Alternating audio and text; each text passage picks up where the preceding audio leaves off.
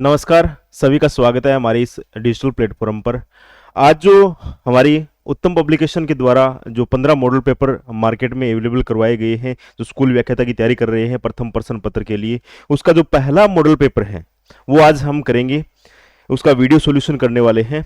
ठीक है, ये जो मॉडल पेपर की आपको फोटो दिखाई दे रही है यहाँ पे, यही मॉडल पेपर है, मेरे हाथ में भी है।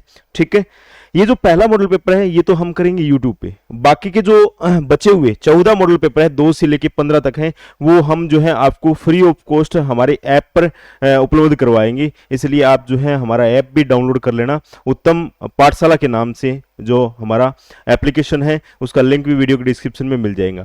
अब एक और घोषणा मैं आपको बता देता हूं। एक तो ये आपके लिए रहेगा फ्री, इसका वीडियो सॉल्यूशन फ्री रहेगा। साथ ही साथ हमारी जो पहली बुक थी, जो पीवाईक्यू क्वेश्चनों की जो हमारी बुक थी, वो भी आपके लिए, जो अगर आप ये 15 मॉडल पेपर खरीद रहे हो तो इसके साथ में आपके लिए ये जो ज्ञान सरोवर पब्लिकेशन की हमारी जो पहली बुक आई हुई थी, पीवाईक्यू बुक, जिसमें स्कूल व्याख्याता से संबंधित जितने भी पेपर आए हुए हैं आज तक के, 2024 लास्ट जो संस्कृत डिपार्टमेंट है 2011 से 24 तक के, वो सारे जो पेपर है आपके वीडियो सॉल्यूशन उसमें करवाए गए हैं। उसमें आपको जो है पीडीएफ में साथ में मिलेगी, तो वो आपको जो है ये फोटो है। ठीक है, अगर आपके पास है तो अच्छी बात है, नहीं है तो इसका वीडियो सॉल्यूशन आपको इसके अंदर फ्री ऑफ कॉस्ट मिलेगा। इसके लिए आपको करना क्या है? करने के लिए आपको सबसे पहले हमारे जो व्हाट्सएप नंबर है 9460902530, ये हमारे व्हाट्सएप नंबर है। इस पर आपको एक काम करना है।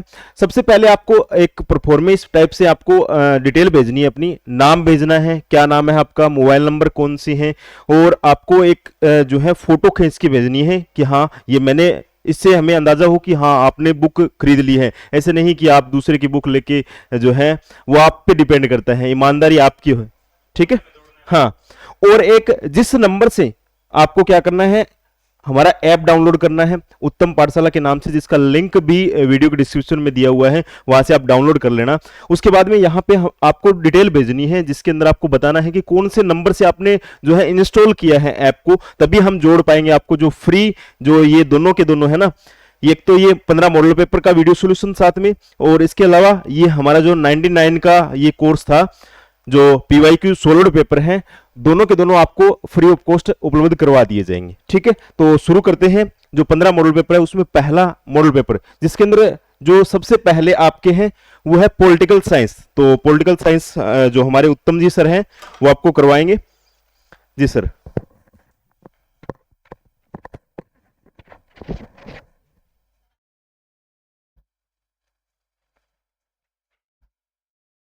दोस्तों, उम्मीद करते हैं कि आपकी पढ़ाई में सब मस्त होंगे, व्यस्त होंगे।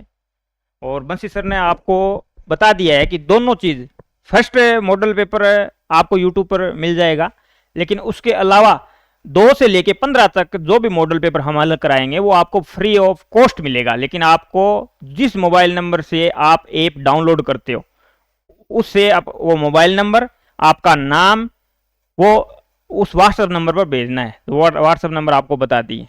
और जो पीछे हमने 99 रुपए की कर रखी थी, वो भी आपके लिए सॉलिड पेपर वाली भी आपको फ्री कर दी गई है। तो वो सॉलिड पेपर वाली भी आपको करवानी है, तो वो बुक की फोटो भेजनी है, जिसकी करवानी है उसी बुक की फोटो आपको भेजनी है, और वो मोबाइल नंबर वगैरह जो है वो आपको सर ने बता दिया, वो ही भेजना है। अब हम शुरुआत करते हैं पॉलिटिकल की। पहला मॉडल पेपर आज हम हल करने वाले हैं। पहला प्रश्न, भारत के संविधान में केंद्र द्वारा राज्य के राज्यपालों की नियुक्ति का प्रावधान निम्न में से किस देश के संविधान से लिया गया? ये क्वेश्चन संविधान की विशेषताओं से, जो टॉपिक है उस हिसाब से हमने क्वेश्चन उठाए हैं। जो फर्स्ट ग्रेड में जो टॉपिक है, ऐसे नहीं कि संविधान का पूरा ही उठा लिया, संविधान है ही नहीं, तो संविधान की विशेषताएं हैं तो केवल संविधान की विशेषताएं उठाई है हमने क्वेश्चन। और आप देखोगे तो सॉलिड पेपर का यही फायदा होता है। सॉलिड पेपर बुक का फायदा क्या होता है? 348 पेज थे, हमने नाम 150 पेजों में उसको समेट दिया है, साथ में व्याख्या भी दे दी है। तो जैसे आप देखोगे आपको पता लग जाएगा कि पैटर्न के अनुसार ही पेपर आ रहा है। जबकि कई बुकों में आप देखोगे, बहुत सारे बुकों में संविधान पूरा दिया जा रहा है। तो ऐसे तो कोई नेप नहीं है, एक केवल संविधान पर 3-3, 4-4 बुक लिखी हुई मिल जाएगी आपको। तो ऐसे थोड़ी पढ़ेंगे हम। जो पैटर्न है उसको फॉलो करते हुए जो पढ़ेगा, क्या छोड़ना है क्या पढ़ना है, तो वो हमेशा दूसरों से 10 कदम आगे रहेगा। तो ये संविधान की विशेषताओं से उठाया गया है। संयुक्त राज्य अमेरिका, कनाडा, फ्रांस, जर्मनी। तो हम डायरेक्ट ज्यादा इस पर विस्तृत चर्चा नहीं करेंगे, नहीं तो वीडियो लंबा हो जाएगा। तो इसमें अपना उत्तर है वो, आप भी साथ साथ में बताते रहें, इसमें उत्तर है वो अपना कनाडा है।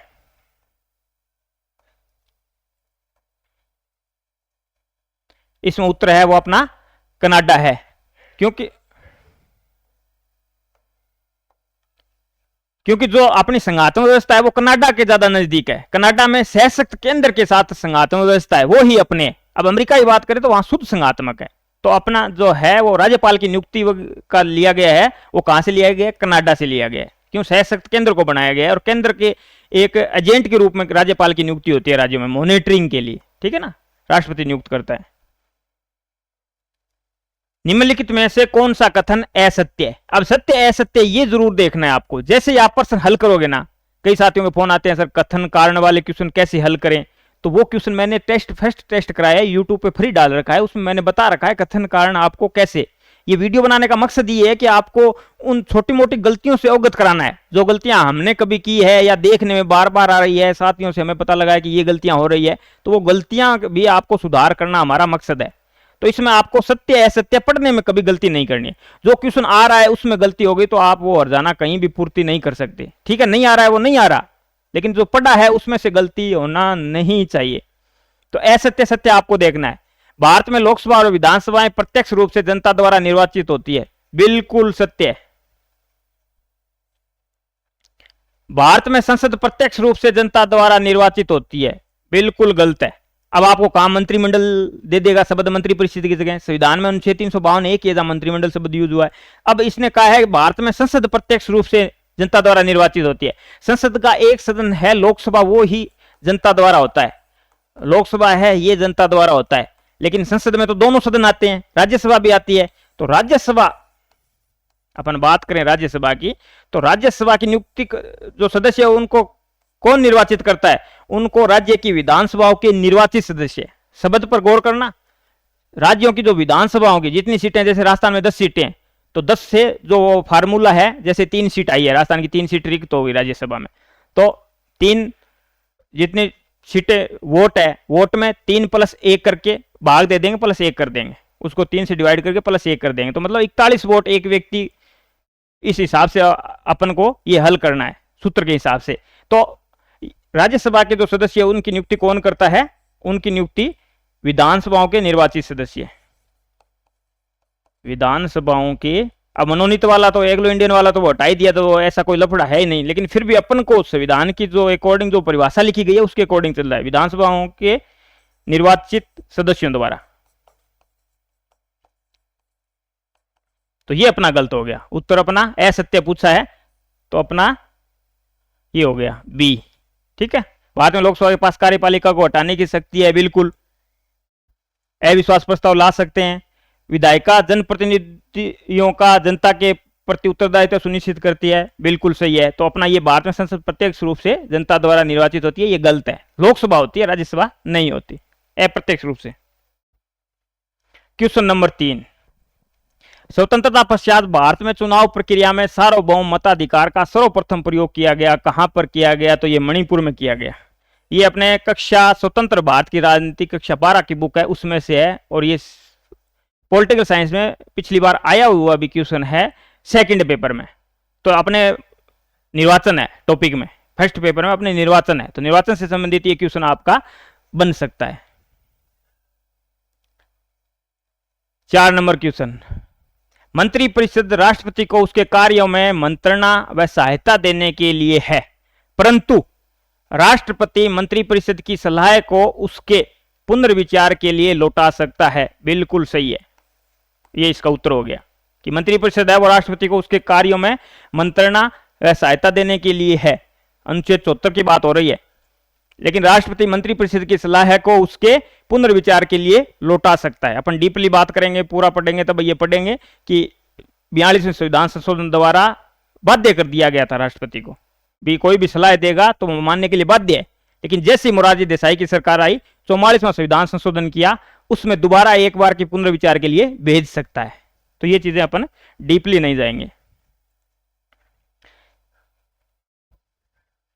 अपना त्यागपत्र देने के लिए, क्वेश्चन नंबर 5, अपना त्यागपत्र देने के बाद भारत में एक मंत्री अपने त्यागपत्र के विषय में लोकसभा में व्यक्तिगत वक्तव्य देने के लिए किसकी अनुमति, अगर त्यागपत्र दे देता है मंत्री तो बाद में अगर वो लोकसभा में व्यक्तिगत आपके विचार रखना चाहता है, वक्तव्य रखना अपना विचार रखना चाहता है, वक्तव्य देने के लिए किसकी अनुमति की आवश्यकता होती है, तो लोकसभा अध्यक्ष की आवश्यकता होती है। उसे स्पीकर भी कह सकते हैं और लोकसभा अध्यक्ष लिखा भी आ सकता है,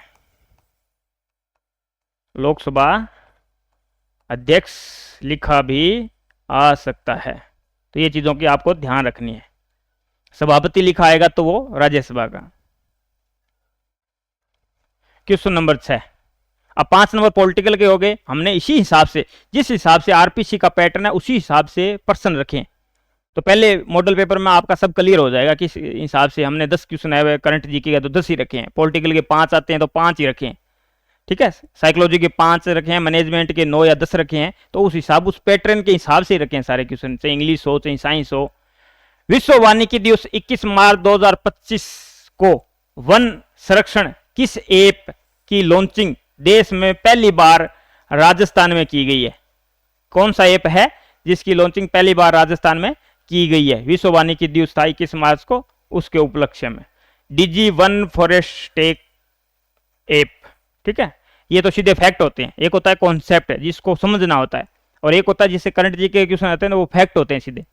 देश का प्रधानमंत्री मोदी जी है तो ये सीधा सीधा फैक्ट है। नरेंद्र मोदी जी है तो है नरेंद्र मोदी जी। कॉन्सेप्ट है कि सिद्धांत क्या है, तो वो कॉन्सेप्ट बेस्ड चीज है।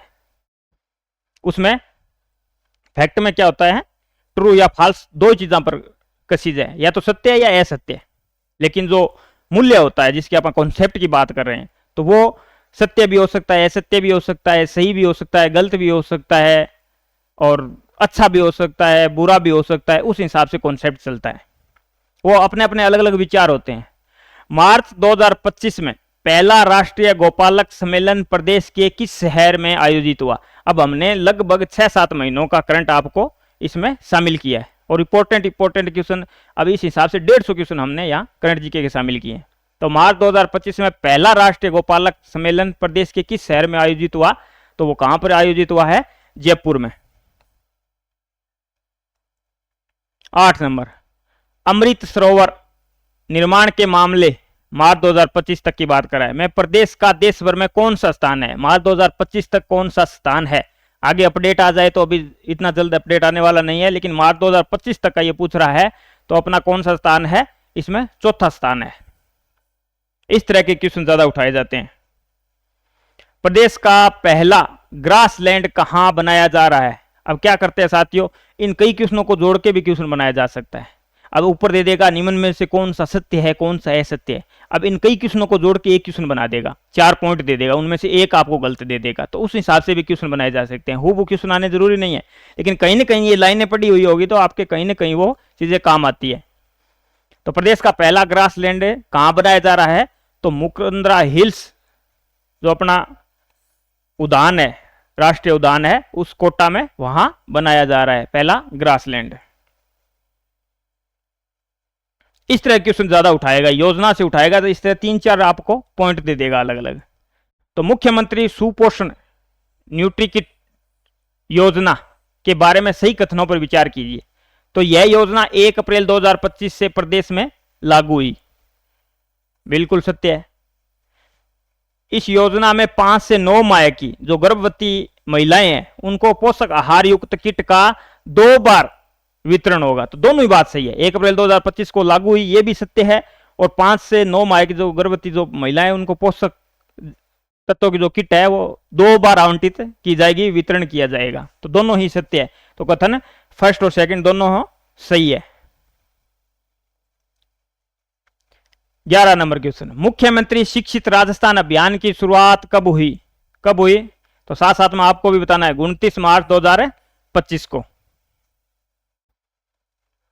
स्पेनिश पैरा बैडमिंटन 2025 में स्वर्ण, रजत, कांस्य तीनों पदक जीतने वाले प्रदेश के बैडमिंटन खिलाड़ी। अब कई बार क्वेश्चन में अपन को अंदाजा नहीं होता है कि ये क्वेश्चन है, हमने पढ़ा नहीं है, लेकिन आपको ये पता है कि बैडमिंटन का खिलाड़ी इसमें कृष्णा नागर है। तो उस हिसाब से भी कई क्वेश्चन अपने सही हो सकते हैं।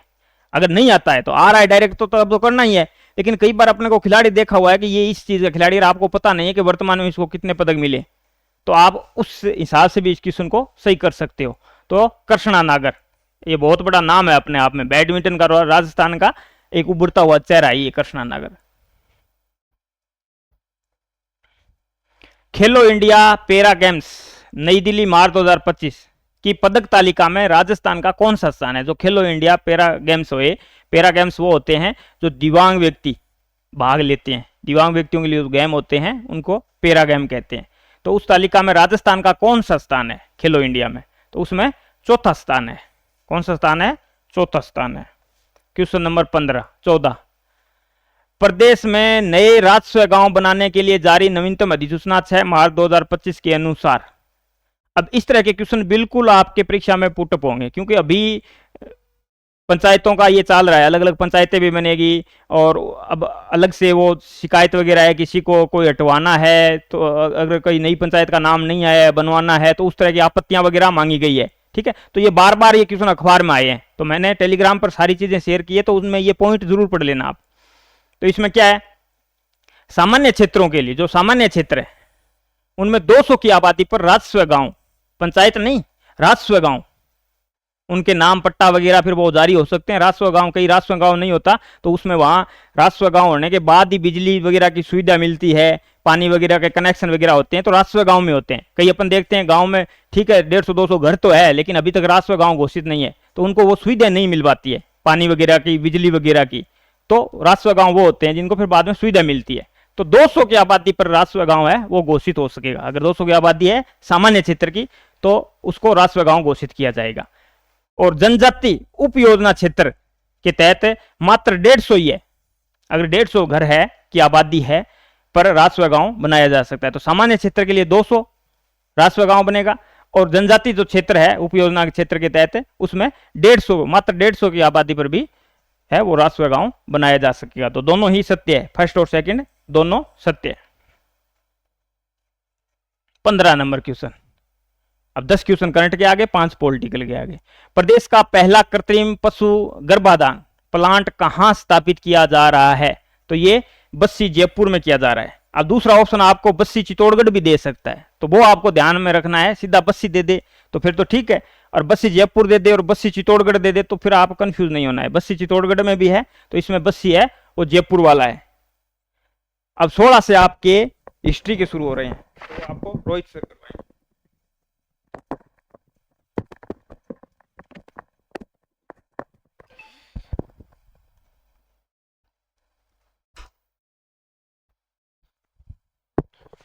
हाँ जी, सभी को नमस्कार। चलिए 16 नंबर प्रश्न है, अकबर के संरक्षण में मान सिंह द्वारा अपना प्रथम सैन्य अभियान किसके विरुद्ध किया गया? आप सभी जानते हो मुगलों के साथ सबसे पहले जो वैवाहिक संबंध स्थापित किए थे वो कछवाहा शासकों ने किए थे, और ये जो मान सिंह जी है ये अपने दादाजी के साथ ही क्या अकबर के संरक्षण में चले गए थे। और ये जो मान सिंह है इनको अकबर जो है अपने पुत्र के समान मानता था। ठीक है, ये आपने पढ़ा ही होगा, और इसलिए इनको फरजंद की उपाधि दी जाती है। इनके अकबर के लिए इन्होंने जो सबसे पहला अभियान किया था वो किया था 1569 ईस्वी के अंदर। 1569 ईस्वी के अंदर किसके खिलाफ किया था? सुरजनहाड़ा, जो कि कहां के शासक थे? उसमें रणथंभौर के शासक थे। ठीक है, तो ए नंबर ऑप्शन होगा। अगला है, किसान आंदोलन व उसके प्रारंभ होने के वर्ष की निम्नलिखित में से कौन सी जोड़ी सही है? ये आपको किसान आंदोलन दिए गए हैं, जैसे मारवाड़ किसान आंदोलन हो गया, शेखावाटी किसान आंदोलन, भरतपुर किसान आंदोलन, बेंगू किसान आंदोलन। हमसे पूछा गया है कौन सी जोड़ी सही है, इसका मतलब क्या हुआ? 3 ऑप्शन यहां पर गलत है। और बिजोलिया और बेंगू सभी को याद रहते हैं, बाकी और हो सकता है कई बार अपने भूल जाते हैं, लेकिन बिजोलिया और बेंगू सभी को याद रहते हैं। ठीक है, तो बेंगू किसान आंदोलन कब हुआ था? सन 1921 के अंदर, तो इसका केवल मात्र ये डी ऑप्शन होगा। ठीक है, मारवाड़ किसान आंदोलन जो है 1930 के आसपास हुआ था, 30-31 के आसपास। इसी प्रकार से ये जो आपका शेखावाटी किसान आंदोलन है ये सन 1922 का है, और भरतपुर किसान आंदोलन आपका 1933 के आसपास है। और ये किसान आंदोलन जो बड़ी हुई आपके जो कर वगैरह था उसके खिलाफ थे। ठीक है, तो हमारा हो जाएगा डी। बेंगू किसान आंदोलन आप सभी जानते हो, रामनारायण चौधरी जहां पर आपका जो ट्रेंच आयोग का गठन हुआ था। अगला है सुशीला और भगवती का संबंध किस प्रजामंडल से है। सुशीला और भगवती का संबंध किस प्रजामंडल से है, बहुत बार पूछा गया प्रश्न है और परीक्षा के अंदर बार बार रिपीट होता है, सीधा सा आता है। आपको क्या ध्यान में रखना है, सुशीला और ये जो भगवती दोनों क्रांतिकारी महिलाएं हैं, इनका संबंध कौन से प्रजामंडल से है, तो इनका संबंध है मेवाड़ प्रजामंडल से। ठीक है, ए नंबर ऑप्शन होगा। भारत छोड़ो आंदोलन के दौरान इनको गिरफ्तार भी किया गया था। अगला हमारा प्रश्न है, निम्नलिखित सूची फर्स्ट किला और सूची सेकंड मंदिर किलों के अंदर स्थित दरगाहों के साथ मिलान करें और नीचे दिए गए कोड से सही उत्तर का चयन करना है। हमें यह बताना है कौन से किले के अंदर कौन सी दरगाह जो है स्थित है। आमेर किला जयपुर, तारागढ़ अजमेर, गागरोन झालावाड़ और मेहरानगढ़ जोधपुर। ठीक है, अब देखते हैं भी आमेर किला जयपुर, यहां पर किसका मंदिर बना हुआ है, शीला देवी का मंदिर बना हुआ है, जिसकी मूर्ति आपके मान सिंह जी कहां से लेकर आए थे, बंगाल से लेकर आए थे। तो पी, ये अच्छा पी है, इसके अंदर आएगा 3 नंबर। फिर तारागढ़ दुर्ग अजमेर, यहां पर किसकी दरगाह बनी हुई है, मीरान साहिब की दरगाह बनी हुई है। तो तारागढ़ दुर्ग अजमेर के अंदर। गागरोन दुर्ग झालावाड़, यहां पर मिठे साहब की दरगाह है, इसके अंदर आएगा आपका 2nd नंबर। और मेहरानगढ़ दुर्ग जोधपुर, यहां पर चामुंडा माता का मंदिर है। ये वही चामुंडा माता का मंदिर है जहां पर सन 2008 के अंदर क्या है, भगदड़ मच गई थी और इसकी जांच के लिए जसराज चोपड़ा आयोग का गठन किया गया था। हालांकि उसकी अभी तक कोई रिपोर्ट जो है वो सार्वजनिक नहीं हुई। तो पी के अंदर क्या आएगा, 3 नंबर, क्यू के अंदर 1 नंबर, देख लो 3 नंबर, क्यू के अंदर 1 नंबर और आर के अंदर आपका 2nd, ये लीजिए ए नंबर ऑप्शन होगा। ठीक है, ये याद रखना भी महत्वपूर्ण है। तारागढ़ दुर्ग भी आपके 2 है, एक अजमेर के अंदर है और एक बूंदी के अंदर है। जो आपका अजमेर वाला दुर्ग है, और इसका नाम तारागढ़ क्यों पड़ा, ये भी मैंने आपको पढ़ाया था, उस समय बताया था। ये जो मेवाड़ के शासक थे आपके पृथ्वी सिंह जी सिसोदिया, इनकी पत्नी रही थी यहाँ पर काफी समय तक, और उनकी याद में यहाँ पर प्रकोटा बनाया गया था, उसका नाम था ताराबाई। ठीक है, अगला है सूची फर्स्ट, ये भी मिलान वाला प्रश्न है, सुमेल करके बताना है अपने को। वे इनका जो मेला है कब बढ़ता है, देवनारायण जी का मेला, रामदेव जी का मेला, वीर फत्ता जी का मेला और तेजा जी का मेला। तेजा जी से आपको याद रखना है तेजा दशमी। ठीक है, तेजा दशमी कब मनाई जाती है, भाद्रपद शुक्ल दशमी को मनाई जाती है। तो डी के अंदर आएगा 4 नंबर, भाद्रपद शुक्ल दशमी। रामदेव जी का मेला रामदेवरा जैसलमेर के अंदर भाद्रपद शुक्ल द्वितीया को बढ़ता है, तो बी के अंदर आएगा आपका 1 नंबर। और देवनारायण जी का मेला बढ़ता है भाद्रपद शुक्ल सप्तमी को, 3 नंबर। तो ए के अंदर 3, बी के अंदर 2, 1, अच्छा 1 है ये रामदेव जी का। और वीर फत्ता जी का आपका कब हो जाएगा, नवमी को, सी के अंदर 2 आएगा, ये लीजिए ए नंबर होगा, इसके अंदर आएगा सी के अंदर 2 नंबर, डी में 4, ए नंबर ऑप्शन होगा। और ये हमारे लोक देवता में से प्रश्न पूछा गया है, और अपने जो राजस्थान के जो प्रमुख लोक देवता हैं जिनसे आरपीएससी बार बार प्रश्न पूछती है, इनके अधिकांश जो मेले हैं वो भाद्रपद महीने के अंदर ही पड़ते हैं। ठीक है, ये जो कल्चर वाली वीडियो मैंने करवाई है उसको और देख लेना अच्छे से। अगला है योग सूत्र, श्री गीता जी एवं चंद्रशेखर जैसे प्रसिद्ध ग्रंथों के रचनाकार महाराज चतुर सिंह जी निम्नलिखित में से किस, बोली होना था यहाँ पर, ठीक है, बोली के प्रसिद्ध कवि थे। अब ये जो महाराज चतुर सिंह जी है, जब अपने मेवाड़ का इतिहास पढ़ते हैं वहां पर एक पढ़ते हैं अपने राणा सांगा। इसी प्रकार से वहां पर संग्राम सिंह द्वितीय सन 1710 से लेकर 1734 तक शासक रहे थे। उन्होंने अपनी पुत्री की याद में वहां पर एक शैलियों की बाड़ी बनवाई थी। ठीक है, तो उनके 3 पुत्र थे और उनके जो सबसे छोटे पुत्र थे बाघ सिंह जी, उनके ये वंशज है आपके, ये जो महाराज चतुर सिंह जी है, इनको बावजी चतुर सिंह के नाम से भी जाना जाता है। इनकी जो रचनाएं हैं वो काफी प्रसिद्ध है, और कौन सी भाषा के अंदर है, क्योंकि मेवाड़ से बिलोंग करते हैं तो मेवाड़ी भाषा से बिलोंग करते हैं। इनकी जो रचनाएं हैं कौन सी भाषा के अंदर है, मेवाड़ी भाषा से। और किनके वंशज आपके, महाराणा संग्राम सिंह द्वितीय, उनके वंशज है ये। अगला है मोहम्मद शाह और साहिब राम किस राजस्थानी शैली के प्रसिद्ध चित्रकार है, यानी चित्रकला में से आपका यह प्रश्न है, मोहम्मद शाह और साहिब राम। अब देख लो, ये प्रमुख आपके जो चित्रकार हैं, जैसे साहिबराम हो गए, मनोहर हो गए, ठीक है, मोहम्मद शाह हो गए, शाह मोहम्मद हो गए, साहिबुद्दीन हो गए, नासिरुद्दीन हो गए, ये आपको याद रखने पड़ेंगे। अली राजा हो गए, रुकनुद्दीन हो गए। तो साहिबराम जब भी नाम आ जाए, एक है साहिबराम, एक नाम आता है साहिबुद्दीन। साहिबुद्दीन का जो संबंध है वो मेवाड़ चित्र शैली से है, ठीक है, और साहिबराम का संबंध है जयपुर से। और मोहम्मद शाह, इनका भी संबंध किससे है? जयपुर से है भी। ये दोनों कहां से है? जयपुर से। लेकिन यदि नाम आ जाए शाह मोहम्मद, उल्टा आ जाए इस प्रकार से, तो इनका जो संबंध है कौन सी चित्रकला शैली से है? बीकानेर। याद रखना भी। इसी प्रकार से साहिबुद्दीन के साथ मनोहर काफी बार पूछा गया, ये भी ध्यान में रखना। मनोहर और साहिबुद्दीन, इनका संबंध है मेवाड़ से। साहिबराम आ जाए तो आपका जयपुर, मोहम्मद शाह आ जाए तो भी जयपुर, लेकिन शाह मोहम्मद आ जाए तब हो जाएगा आपका बीकानेर। तो इसका उत्तर हो जाएगा ए नंबर ऑप्शन। इसी प्रकार से बीकानेर के अंदर अपने जानते हैं उस्ता कला, तो इनके भी नाम काफी बार पूछे जाते हैं, ध्यान में रखना। जैसे अली राजा हो गए, रुकनुद्दीन हो गए। अगला है, कौन सा आभूषण और अंग सुमेलित नहीं है? आभूषण में से पूछा गया आपका, सुमेलित नहीं है वो हमें छांटना है। मुंदरी अंगुली के अंदर, ठीक है, अभी मुंदरी हो गया। ये आपकी जो अंगूठी बिंटी, ये अंगुली के अंदर है। टड्डा, ये तो सही है। टड्डा बाजू के अंदर, टड्डा हो गया, अणत हो गया। बाजूबंद भुजबंद बाजू के अंदर पहना जाता है। रमजोल कमर, ये गलत है भी। रमजोल होती है घुंघरुओं की एक छोटी पट्टी, ठीक है, एक प्रकार से अपने घुंघरू समझ सकते हैं। तो ये रमजोल हो गए, पायल हो गए, नेवरी हो गए, ये पैर में पहने जाते हैं। अगला है नेवरी। एक चीज ध्यान में रखना, आपका जो नेवरी आता है वो आता है पैर के अंदर, तो ये यहाँ पर सी नंबर गलत है, डी नंबर भी सही है। तो हमारा उत्तर हो जाएगा सी नंबर। रमजोल पहनी जाती है कहाँ पर? पैरों के अंदर। रमजोल होगी, पायल होगी, ये पैरों के अंदर पहनी जाती है। एक आता है नोगरी। नोगरी याद रखना, नोगरी आ जाए हाथ में।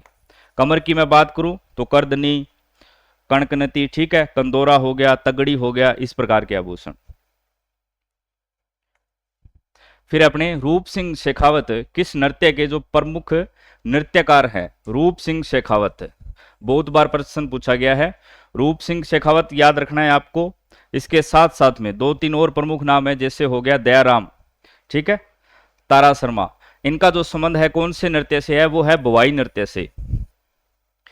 पश्चिम भारत के अंदर ये लोकप्रिय नृत्य है। और राजस्थान के अंदर मैं बात करूं तो अपना जो दक्षिण राजस्थान है, मेवाड़ वाला इलाका, वहां पर बवाई नृत्य है, प्रसिद्ध नृत्य है, लोकप्रिय भी है, और एक प्रकार से ये व्यावसायिक नृत्य है, ठीक है। क्या है? व्यावसायिक नृत्य है।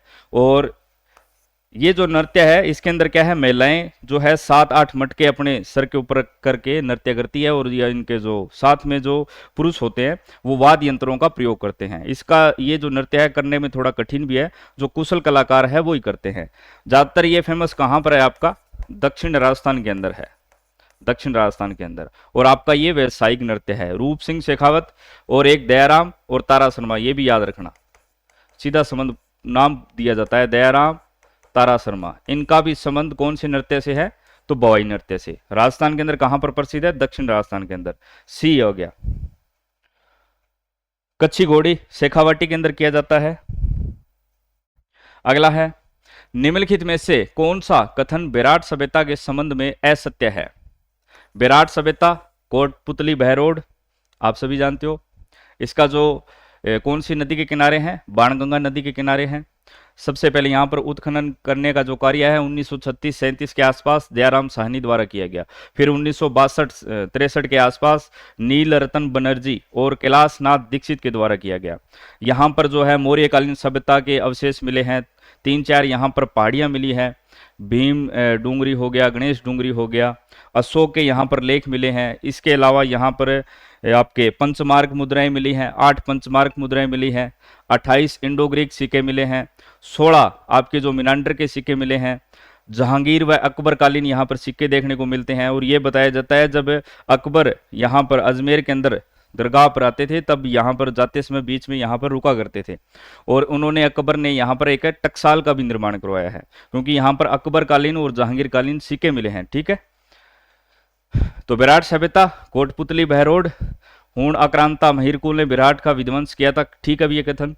6 से 7 कमरों का खंडरनुमा भवन मिला है। यहाँ पर बहुत सारी सामग्रियां मिली हुई है, जैसे कपड़े के अंदर लिपटी हुई मुद्राएं यहाँ पर मिली हैं, सूती वस्त्रों के यहाँ पर प्रमाण देखने को मिलते हैं, भवन यहाँ पर मिले हैं, मंदिर मठ व स्तूप पत्थरों की प्रचुरता के बावजूद ईंटों से बने हुए हैं, ये भी ठीक है। विराट से टकसाल के साक्ष्य जो है वो नहीं मिले, टकसाल के साक्ष्य मिले हैं अभी, ठीक है। जहां पर सिक्के मिले हैं इसका मतलब यहां पर अकबर के समय बताया जाता है, अकबर ने यहां पर एक टकसाल का निर्माण करवाया था और उनके काल के यहां पर सिक्के भी देखने को मिलते हैं, इसलिए ये कथन हमारा गलत हो गया। तो डी नंबर ऑप्शन जो है यहां पर ये कथन गलत दिया गया, बाकी तीनों ठीक है। मौर्यकालीन सभ्यता के अवशेष भी यहां पर देखने को मिलते हैं। चलिए अब है हमारे हिस्ट्री के बाद हिंदी के प्रश्न है, ठीक है। मतैक्य में कौन सी संधि है? संधि से पूछा गया आपका मतैक्य के अंदर कौन सी संधि है, हमें केवल इतना बताना है कौन सी संधि है। दीर्घ है, यण है, गुण है, वर्दी है। सीधी सी बात है, ऊपर 2 मात्राएं दिखाई दे रही है, तो कौन सी संधि है आपकी? वर्दी स्वर संधि है। कौन सी है? वर्दी स्वर संधि है। और यदि आपसे संधि विच्छेद पूछ लिया जाए तो मत प्लस ऐक्य, ऐक्य के अंदर आपका ए बड़ा आता है, ये ध्यान में रखना भी, ऐक्य के अंदर ए बड़ा आता है। संधि विच्छेद दे दिया जाता है ना, वो थोड़ा सा मुश्किल हो जाता है। यहां पर तो केवल संधि बतानी थी, कौन सी है? वर्दी स्वर संधि। डी नंबर ऑप्शन है। अगला है किस क्रमांक में शब्द का सही संधि विच्छेद है वो जो दिया गया है। शब्द का सही संधि विच्छेद, इसका मतलब यहां पर जो 3 विकल्प है हमारे वो गलत है, हमें उनको काटना है, सही को छांटना है। देखिए मरुधारिणी, मरुत प्लस धारिणी व्यंजन संधि का उदाहरण है, लेकिन यहां पर मरुत प्लस धारिणी ये गलत है, मरुत हारिणी होना चाहिए। एक नियम है ये, तय जो बदलेगा दै के अंदर। व्यंजन संधि का उदाहरण है मरु को धारण करने वाली पवन, ठीक है। अनवीक्षा, अनु प्लस में ईक्षा, ऊ के बाद भिन्न स्वर आया है, यण स्वर संधि का है उदाहरण, ये भी लिख लेना थोड़ा सा, ये व्यंजन का है, ये यण स्वर संधि का है आपका। अनु प्लस में ईक्षा, ऊ के बाद आपका क्या आया है? भिन्न स्वर आ गया है, और भिन्न स्वर आती किस में बदलेगा? व के अंदर। छोटा ई या बड़े ई के बाद भिन्न स्वर आते ही य के अंदर बदलता है। आपका छोटा ई या फिर बड़े ई के बाद कोई भी भिन्न स्वर आ जाए किस में बदलता है? य के अंदर बदलता है। अनु प्लस में ईक्षा, ईक्षा के अंदर ई की मात्रा जो बड़ी आती है तो यण स्वर संधि का उदाहरण है, और बिल्कुल सही है, क्योंकि अब देखिए तोड़कर बता देता हूं। अन के अंदर आपका छोटा ऊ प्लस में ईक्षा का ई, बाकी वैसा का वैसा लिख लो। ई के बाद भिन्न स्वर आया किस में बदलेगा? व के अंदर, और ये स्वर इसके अंदर मिलते ही क्या बन जाएगा? वी पूरा बन जाएगा, और न रह जाएगा आधा। अनवीक्षा, ये लीजिए यण स्वर संधि का उदाहरण है। अभी प्लस में ईप्सित दीर्घ स्वर संधि का उदाहरण है। देखिए दोनों तरफ ई और ई का मिलन है, लेकिन गलती क्या है? यहां पर ईप्सित के अंदर ई बड़ी आती है, ठीक है। ईप्सित के अंदर ई बड़ी आती है, ये भी गलत है, ये भी गलत है। अन्वेषणा, ये भी गलत है भी, यहां पर ऐषणा दे रखा है, और ऐषणा के अंदर भी क्या है? ए आपका छोटा आता है। ऐषण हो या फिर ऐषणा यानी प्राप्ति की चाहत, तो ये यहां पर ये बड़ा दे रखा है, तो ये भी गलत हो गया यहां पर। बी नंबर जो ऑप्शन है हमारा बिल्कुल सही है। कौन सा हो जाएगा? बी। ये कर लिया डी नंबर, बी नंबर। अगला है, कोई रह गया क्या भाई?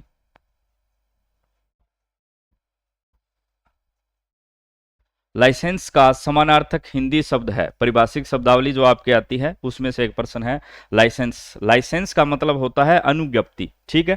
क्या होता है? अनुज्ञप्ति। ये जो आपके हिंदी वाली किताबें हैं, चाहे रचना प्रबोध हो, नवीन हिंदी व्याकरण, उसके भी पीछे दिए गए हैं, महत्वपूर्ण दिए गए, उनको पढ़ लो एक बार। प्रपत्र, प्रपत्र किसको बोलते हैं? फॉर्म वगैरह को बोलते हैं। फॉर्म मीन्स क्या होता है? प्रपत्र। आदेश यानी कोई ऑर्डर, और अध्यादेश को अपने बोल सकते हैं ऑर्डिनेंस, ठीक है। ये जो मुख्य शब्द है ए नंबर होगा इसका, ए नंबर।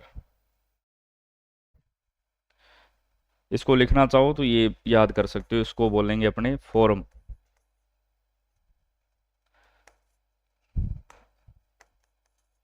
फॉर्म, ऑर्डर, ऑर्डिनेंस, ठीक है। अगला है निम्नलिखित में से कौन सा शब्द अनेकार्थक शब्द अज से संबंध नहीं है? अज से संबंधित नहीं है। कौन है भी? अज माने ब्रह्मा भी होता है, ये बात बिल्कुल ठीक है। कमल नहीं होता है भी। अज माने दशरथ के पिता का नाम, दशरथ के पिता इनको भी बोलते हैं। अज माने बकरा या बकरी का भी पर्यायवाची होता है। अज माने आपके ब्रह्मा होते हैं, विष्णु होते हैं, ठीक है। अज माने कामधेनु भी होता है, तो यहां पर ये कमल नहीं होगा। कमल किसका होता है? अब्ज, अब्ज, नीरज, कंज, अरविंद, पुंडरीक, ठीक है, ये सभी कमल के पर्यायवाची है। अब्ज माने होता है कमल, और यदि इस प्रकार से आ जाए अब्द, इसका मतलब होता है बादल। यहां पर केवल अज दे रखा है, तो अज का मतलब ब्रह्मा भी हो जाएगा, दशरथ के पिता, बकरा, ठीक है। इसके अलावा और भी अनेक अर्थक होते हैं इसके, विष्णु भी होते हैं, शिव भी होता है, याद रखना। बी नंबर, अज महत्वपूर्ण है थोड़ा सा। अज हो गया, सारंग हो गया। अगला है किस विकल्प में वाक्यांश के लिए प्रयुक्त शब्द जो है वो सार्थक नहीं है? वाक्यांश के लिए एक शब्द सार्थक नहीं है। जो आप से आप उत्पन्न हुआ हो, सहजात, जिसकी विवेक बुद्धि स्थिर हो, स्थिर प्रज्ञ, समय पर जिसकी बुद्धि ठीक कार्य करे, प्रत्युत्पन्नमति, ठीक है, जो रोका हुआ न हो, अनिरुद्ध, ठीक है भी। यहां पर जो है एक जो है हमारा गलत है, जो आपसे आप उत्पन्न हुआ हो या फिर जो स्वयं से उत्पन्न हुआ हो, तो स्व उत्पन्न या फिर स्वजनित कर सकते हैं, सहजात नहीं होगा इसका, ठीक है, स्वजनित कर सकते हैं अपने इसको, या फिर सहोदर, एक ही उदर से पैदा होने वाले, ठीक है, एक ही माँ के कोख से पैदा होने वाले, तो ये सहजात जो है ये गलत है। यहाँ पर स्वजनित अपने कर सकते हैं, स्व उत्पन्न कर सकते हैं, सहजात यहाँ पर नहीं है। जिसकी बुद्धि, जिसकी विवेक बुद्धि स्थिर हो, स्थिर प्रज्ञ, प्रज्ञ बुद्धि का पर्यायवाची होता है, ये ठीक है। समय पर जिसकी बुद्धि ठीक कार्य करे या तुरंत कार्य करे, प्रत्युत्पन्नमति, ये भी ठीक है भी। और जो रोका हुआ न हो, इनको पढ़ लेना, एक बार पढ़ते ही आपको क्या है याद हो जाएंगे। तो हमारा उत्तर क्या हो जाएगा? ए नंबर। या सहोदर और सहोदरी याद रखना भी, ये काफी बार पूछे जाते हैं। सहोदर अपने बालक के लिए, सहोदरी बालिका के लिए। चलिए अगले आपके इंग्लिश के हैं। Identify the tense in the following sentence. I am pleasing for the preservation of trees. Pleasing, ये प्लीज यहां पर वर्ब है, इसका मतलब होता है निवेदन करना। अब यहां पर अपने से टेंस पूछा गया है, ठीक है, कौन सा है भी, प्रेजेंट है, पास्ट है या फिर फ्यूचर है। तो आपने ध्यान दिया होगा हेल्पिंग वर्ब देखो, इज, एम, आर, इसका प्रयोग प्रेजेंट टेंस के अंदर किया जाता है। और आईएनजी फॉर्म का प्रयोग कहां पर होता है? जहां पर कोई बात जारी रखी जाए, कंटिन्यू फॉर्म में होता है, तो ये हो जाएगा आपका प्रेजेंट कंटिन्यू, सी नंबर। मैं थोड़ा थोड़ा हिंट बता दूंगा आपको, बाकी मैं अपना काम चला सकता हूं। अगला है one should keep once promise. इसका आपको पैसिव वॉइस पूछा गया है।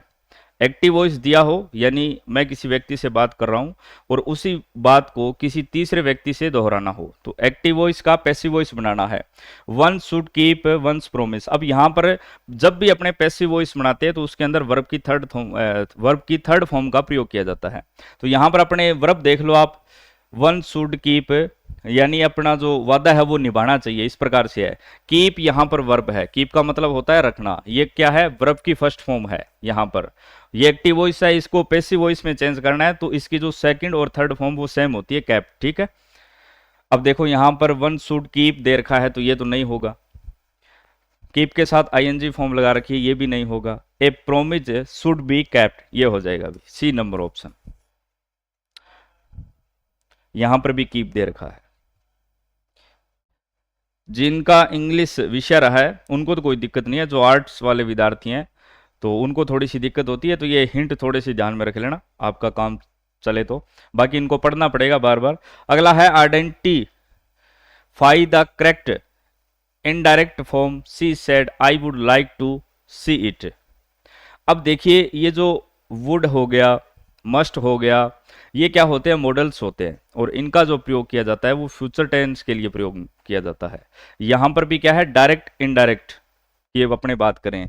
यदि यहां पर जैसे कैन होता, मे होता, तो जब अपने इनका इनडायरेक्ट बनाते हैं तो ये इसमें बदल जाते हैं। जैसे कैन कुड के अंदर मस्ट होता तो मस्ट ही रहता है, लेकिन पहले से बात यदि फ्यूचर टेंस की हो रही है तो ये फ्यूचर में ही रहेगा। तो अब देखो, change to indirect, she said that she had like to see it, ये तो गलत हो जाएगा। She said that she would like to, यहां पर वुड का प्रयोग किया गया है क्योंकि इसके अंदर कोई बदलाव नहीं है। इनका ये जो मॉडल्स का प्रयोग है फ्यूचर के अंदर ही होता है। यहां पर देखिए दिया है क्या? कहीं पर नहीं दिया गया, यहाँ पर भी नहीं दिया गया, तो ये हो जाएगा हमारा बी नंबर ऑप्शन। यानी इसके अंदर ये जो वुड है इसके अंदर कोई परिवर्तन जो है आपका नहीं होगा। मैं हिंट बता रहा हूं भी आपको। अगला है the word magnificent is similar in meaning to. इसके समान अर्थ देने वाला ये अपने को पता करना है। जैसे वेरी लार्ज, लार्ज माने क्या होता है? बड़ा। वेरी लार्ज यानी बहुत बड़ा। मैग्निफिसेंट का मतलब होता है शानदार। इसका मतलब क्या होता है? शानदार। वेरी लार्ज नहीं होगा भी। अगला है ग्रांट। ठीक है भी, ये हो जाएगा ग्रांट बोल दो, गोर्जियस बोल दो, एक ही बात है। बी नंबर ऑप्शन हो जाएगा। ह्यूज माने होता है विशाल, और रॉयल का मतलब शाही, तो ये नहीं होंगे। ग्रैंड बोल सकते हैं अपने इनको, गोर्जियस बोल सकते हैं, तो बी नंबर ऑप्शन। ये जो आपके एंटोनियम सिनोनियम है हिंदी के अंदर अपने जिनको बोलते हैं समानार्थी विलोम शब्द, उसी प्रकार से ये। चलिए फिर आपके इंडियन हिस्ट्री के प्रश्न है। सुमेलित कीजिए। गुप्तकालीन मंदिर दिए गए हैं और आपको स्थल दिए गए हैं। सबसे पहले दशावतार मंदिर कहां पर है? देवगढ़ के अंदर है, तो ए के अंदर आएगा अपना 5 नंबर। ठीक है। विष्णु मंदिर तिगवा जबलपुर के अंदर पड़ता है, 4 नंबर। शिव मंदिर भूमरा के अंदर है, 3 नंबर। तो सबसे पहले ए के अंदर 5 आएगा, ढूंढ लो किसके अंदर है। ए के अंदर 5 ए के ऑप्शन के अंदर है, बी के अंदर 4, सी के अंदर 3, और डी लक्ष्मण मंदिर सिरपुर। ठीक है भी। और ई के अंदर आ जाएगा आपका पार्वती का मंदिर नचना कुठार, माता पार्वती का मंदिर है, बी नंबर ऑप्शन हो जाएगा। ठीक है, बी नंबर ऑप्शन। आपके जो गुप्तकालीन मंदिर है किसका मंदिर है और कौन सा स्थान से संबंधित है, ये पूछा गया है। गुप्तकालीन आपके 15-20 मंदिर है, उनको याद रखना है, कौन से स्थान पर है ये याद रखना अपने को, इतना ही काम करना है। दिल्ली के लाल किले का निर्माण जो है वो किसके काल में हुआ है? देखिए लाल किला जो आपका दिल्ली के अंदर भी है और आगरा के अंदर भी है। जो आगरा का लाल किला है उसका निर्माण करवाया था अकबर ने। ठीक है, क्योंकि अकबर के इसमें राजधानी कौन सी थी आपकी? आगरा थी। लेकिन जब शाहजहां शासक बनते हैं तो ये राजधानी स्थानांतरित कर लेते हैं आपकी दिल्ली के अंदर। ठीक है, तो दिल्ली का जो लाल किला है उसका निर्माण शाहजहां के समय हुआ है। ये आप मान लो 1628 से लेकर 1638, ये इसके आसपास है। लगभग 10 साल लगे थे शाहजहां, बी नंबर आएगा। इन्होंने अपने नाम से वहां पर एक यमुना नदी के किनारे शहर बसाया था, और उसका जो मुख्य बिंदु था वो क्या था? केंद्र के अंदर ये लाल किला ही था। तो जो आगरा का लाल किला है वो आपसे पूछ लिया जाए तो वो बनवाया है अकबर ने, और जो दिल्ली का लाल किला है वो किसने बनाया है? शाहजहां ने। फिर है 1857 ईस्वी के संघर्ष की निम्न घटनाओं को काल क्रमानुसार व्यवस्थित कीजिए। 1857 ईस्वी के संघर्ष, जिनको अपने राजस्थान के अंदर 1857 की क्रांति के नाम से पढ़ते हैं, तो बहुत ही आसान है भी। अगर एक भी आपको पता है तो भी आपका काम चल जाएगा। जैसे यहाँ पर दे रखा है मेरठ में विद्रोह, लखनऊ में विद्रोह, झांसी में विद्रोह और नसीराबाद में विद्रोह। अपने सभी जानते हैं सबसे पहले विद्रोह कहाँ पर हुआ था? मेरठ के अंदर। तो सबसे पहले 1 नंबर आएगा। अब यहाँ पर देखो 4 दे रखा है, 1 3 2, तो ये तो वैसे ही कट गए भी। सबसे पहले मेरठ आएगा, फिर नसीराबाद आएगा, 28 में ही अपने पढ़ते हैं, तो 1 4, उसके बाद आपका लखनऊ, फिर झांसी के अंदर। बी नंबर ऑप्शन हो जाएगा आपका, बी नंबर ऑप्शन। ये जो आपका 1857 का स्वतंत्रता संग्राम है, इनमें से कहां कहां पर विद्रोह हुए, उस समय के वहां के राजा कौन थे, और थोड़ा सा टाइम पीरियड का इतना ध्यान दे देना आप भी, कौन सा पहले है कौन सा बाद में है, इतना ही काम कर लेना। ज्यादातर जो यहीं से प्रश्न बनता है इनका। अगला है राजा राम मोहन राय को राजा की जो उपाधि है वो किसने दी है? राजा राम मोहन राय के अनुयायियों एवं प्रशंसकों ने दी है, कलकत्ता के बुद्धिजीवियों ने दी है, अकबर द्वितीय ने दी है, या फिर लॉर्ड विलियम बेंटिंग ने? राजा राम मोहन राय को जो राजा की उपाधि है वो किसने दी है भी? आपके अकबर द्वितीय ने दी है, याद रखना भी, सी नंबर ऑप्शन होगा। विलियम बेंटिंग के साथ इनकी ठीक बनती थी। इन्होंने सती प्रथा के लिए प्रयास किया था, ब्रह्म समाज की इन्होंने स्थापना की थी, मिरातुल अखबार और संवाद कौमुदी के लिए इनको याद किया जाता है, और भारत के अंदर पुनर्जागरण के पिता राजा राम मोहन राय, कौन नहीं जानता इनको, तो सी नंबर ऑप्शन होगा। लेकिन इनको जो ये राजा की उपाधि है वो किसने दी है? अकबर द्वितीय ने दी है।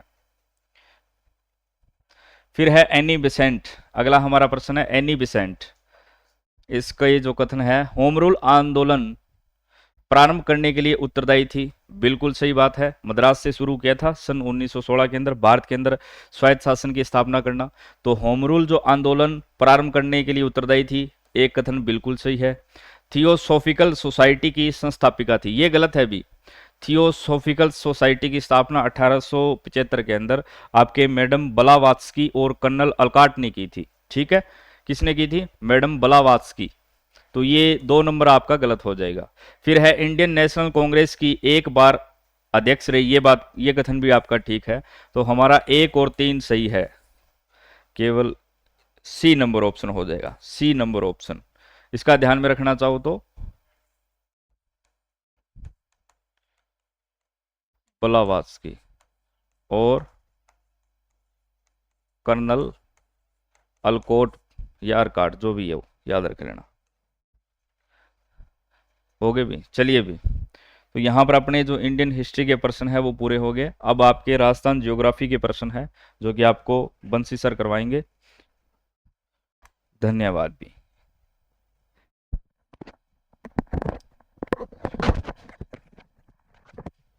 हाँ जी, सभी को राम राम, राधे राधे। और हमारी जो सीरीज चल रही है मॉडल पेपर 1 की 39 क्वेश्चन कर चुके हैं अभी, जो पॉलिटिकल साइंस है, करंट है और हिंदी, इंग्लिश और हिस्ट्री के क्वेश्चन कर लिए हैं। इसके बाद बात करते हैं अपने राजस्थान ज्योग्राफी की, जो हमारे पहले मॉडल पेपर में क्वेश्चन हैं उनकी बात कर लेते हैं। ये देखो, ये क्वेश्चन जो है इसके अंदर बात की जाए कि ये पूछ रहा है हमसे, संरचनात्मक दृष्टि से राजस्थान के भौतिक प्रदेश, भौतिक स्वरूप भारत के निम्नलिखित में से किस उच्चावच प्रदेशों का हिस्सा है। अगर क्वेश्चन की लैंग्वेज पर हम देखें तो ये हमसे बोल रहा है जो राजस्थान है, राजस्थान के भौतिक जो प्रदेश हैं, राजस्थान के भौतिक जो प्रदेश हैं उनकी बात कर रहा है सीधी सीधी। तो हमें पता है राजस्थान के 4 भौतिक प्रदेश हैं। 4 भौतिक प्रदेश, उत्तर पश्चिमी मरुस्थलीय प्रदेश है, दूसरा अरावली पर्वतीय प्रदेश, तीसरा पूर्वी मैदानी प्रदेश और चौथे की बात करें तो दक्षिण पूर्वी पठारी प्रदेश है। उन जो 4 भौतिक प्रदेशों की बोल रहा है वो भारत के जो भौतिक प्रदेश है, कौन से भौतिक प्रदेश का कौन सा हिस्सा है। तो यहाँ पे बात करें तो इसका राइट आंसर जो है वो है उत्तर, ये नहीं होगा, पर्वतीय नहीं है, तटीय मैदान भी, तटीय तो है ही नहीं राजस्थान के अंदर, प्रायद्वीपीय पर्वतीय प्रदेश जी नहीं। इसमें बात करें तो पहला जो ऑप्शन है अपना राइट है, उत्तरी वृहद मैदान और प्रायद्वीपीय पठार है। अब बात करें 4 जो भौतिक प्रदेश है अपने राजस्थान की, वो कौन कौन से के भाग हैं। पहला जो है उत्तर वृहद मैदान है, उत्तर वृहद मैदान है, उसकी बात करें तो उत्तर वृहद मैदान है, इसके जो 2 भौतिक प्रदेश है, एक तो उत्तर पश्चिमी मरुस्थलीय जो प्रदेश है, दूसरा बात करें तो एक मैदान है मरुस्थल से ही पूर्वी मैदान, मरुस्थल से पहले पूर्वी मैदान प्रदेश जो है वो है इसका हिस्सा है। दूसरी बात करें एक जो प्रायद्वीपीय पठार है, इसके राजस्थान के जो भौतिक प्रदेश है उसमें जो 2 भाग हैं, कौन कौन से। पहला तो है अपना अरावली है, पहला अरावली है, अरावली पर्वतीय प्रदेश, अरावली पर्वतीय प्रदेश, अरावली पर्वतीय प्रदेश है। दूसरा जो भौतिक प्रदेश है वो प्रायद्वीपीय पठार का हिस्सा है, जिसे हम दक्षिणी पूर्वी पठार के नाम से जानते हैं, दक्षिणी पूर्वी पठार के नाम से जानते हैं। और वैसे हम इसको हाड़ौती के पठार के नाम से जानते हैं, जो कोटा, बूंदी, बारा, झालावाड़ के अंदर इसका विस्तार है। तो ये ध्यान रखें, इन 2 भौतिक, भारत के 2 भौतिक प्रदेशों के ये चारों हिस्सा हैं, 2-2 हिस्से हैं। ठीक है, थोड़ा सा यहाँ पे आपको नॉलेज में होना चाहिए चारों के। अगला क्वेश्चन है, कोपेन द्वारा जो प्रस्तुत जलवायु प्रदेशों में से राजस्थान में कौन सा सुमेलित नहीं है, कौन सा सुमेलित नहीं है, ये आपसे पूछा गया है, कौन सा सुमेलित नहीं है। अब यहां पे बात करें जो कोपेन का जलवायु वर्गीकरण है उसके अकॉर्डिंग, तो मैं यहां पे छोटा सा एक मैप बना देता हूं राजस्थान का, जो हमें ये जो मान लो मैप है राजस्थान का, इसके अंदर बात करें तो ये जो है, ये जो हिस्सा है, ये जो है अपना BW के अंदर आता है। दूसरा जो है हिस्सा BSHW है। बात करेंगे इनकी भी, कौन कौन सा किस प्रकार का हिस्सा है। ये जो हिस्सा है वो है CWG है, ये जो हिस्सा है वो है AW है। अब इनकी बात करें, ये कोड है, इन्होंने जो कोड यूज किए हैं वो किस किस प्रकार हैं, इनका मतलब क्या है ये देख लेते हैं। पहला जो है BWSW है वो है उष्ण कटिबंध मरुस्थलीय प्रदेश। ठीक है, या फिर इसको बोलते हैं शुष्क मरुस्थलीय प्रदेश, मरुस्थलीय प्रदेश। दूसरा जो है ये जो है ये है अपना अर्ध शुष्क, अर्ध शुष्क मरुस्थल, मरुस्थलीय प्रदेश है, मरुस्थलीय प्रदेश है। तीसरा जो CWG है वो है उप आर्द्र, उप आर्द्र जलवायु प्रदेश है, ये उप आर्द्र जलवायु प्रदेश है। और ये जो लास्ट वाला है AW है वो है आर्द्र जलवायु प्रदेश है, आर्द्र जलवायु प्रदेश है, जलवायु प्रदेश है। अब यहां पे आपको इससे पता लग रहा है ये जो अपना है कौन सा भाग है, उत्तर पश्चिमी भाग है, ये अरावली वाला मध्य भाग जो है, ये जो है ये पूर्वी मैदान वाला भाग है, ये दक्षिणी पूर्वी पठारी वाला भाग है। अब बात करें यहाँ पे AW दक्षिणी राजस्थान, जी हाँ AW तो कहाँ पे है, डूंगरपुर बांसवाड़ा में है, डूंगरपुर बांसवाड़ा झालावाड़ के अंदर है, जी हाँ दक्षिणी राजस्थान एकदम सही है। ये तो ये BW HW शुष्क मरुस्थल, ये हमने देखा है यहाँ पे शुष्क मरुस्थल है, BW HW है, ये भी सही है अपना। BSHW अर्ध शुष्क मरुस्थल है, जी हाँ मैंने आपको बताया है, ये जो है SHW है अर्ध शुष्क मरुस्थल है, ये भी सही है अपना। तो गलत कौन सा हुआ, गलत पूछा है यहाँ पे, सुमेलित नहीं है, तो सुमेलित नहीं है वो है B नंबर है, इसका राइट आंसर जो है वो है B है, इसका राइट आंसर B है। B में क्या दे रखा है, CWG उत्तरी राजस्थान दे रखा है, जबकि उत्तरी राजस्थान में तो है ही नहीं CWG, CWG तो नीचे आ जाता है कौन से भाग में, जो पूर्वी राजस्थान है ना वहां पे आ जाता है, तो ये गलत है यहाँ पे, ठीक है। अगला नेक्स्ट क्वेश्चन है, राष्ट्रीय ऊंट अनुसंधान केंद्र कहां पर है, राष्ट्रीय ऊंट अनुसंधान केंद्र कहां पर है। तो इसकी बात करें तो ये है कहां पे, जोहड़बीड़ बीकानेर के अंदर है, जोहड़बीड़ बीकानेर के अंदर है, जोहड़बीड़ बीकानेर के अंदर है। अब बात करें इसकी स्थापना, इसकी स्थापना जो है, इसकी स्थापना है वो है 1984 के अंदर इसकी स्थापना की गई, और ये ऊंट निदेशालय के रूप में स्थापित किया गया, निदेशालय, ऊंट निदेशालय के रूप में है, जो सबसे पहले 1984 में स्थापित किया गया। अब बात करें जो वर्तमान में राष्ट्रीय ऊंट अनुसंधान केंद्र है ना, उसकी बात करें तो ये कब स्थापित किया गया, तो इसको जो है प्रमोट करके है, जो अपने हैं 1995 के अंदर, 1995 के अंदर इसको प्रमोट करके है राष्ट्रीय ऊंट अनुसंधान केंद्र बनाया गया। क्या बनाया गया, राष्ट्रीय ऊंट अनुसंधान केंद्र इसको बनाया गया। अब एक और यहां पे क्वेश्चन बनता है अपने एग्जाम में कि जो ये 1984 में ऊंट निदेशालय या फिर राष्ट्रीय ऊंट अनुसंधान जो केंद्र है उसकी स्थापना की गई, तो वो किसकी सहायता से की गई, तो ये ध्यान रखना, ये जो सहयोग किया गया वो किया गया भारतीय कृषि अनुसंधान परिषद द्वारा, भारतीय कृषि अनुसंधान परिषद द्वारा इसकी जो है स्थापना की गई। ये भी बहुत बार पूछा गया है, और ऑप्शन में इन दोनों में से आपको मिले मेनली तो ये आज तक ये पूछा गया 1984 वाला, ठीक है। तो यहाँ पे बीकानेर अपना डी राइट आंसर है, इसका जोहड़बीड़ बीकानेर के अंदर है।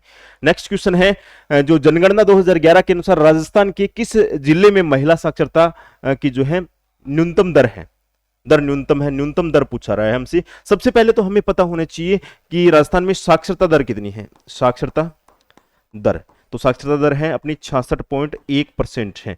इसके बाद में जो है सबसे पहले हम बात कर लेते हैं पुरुष की, फिर महिला की बात करेंगे, पुरुष की और फिर महिला की बात करेंगे।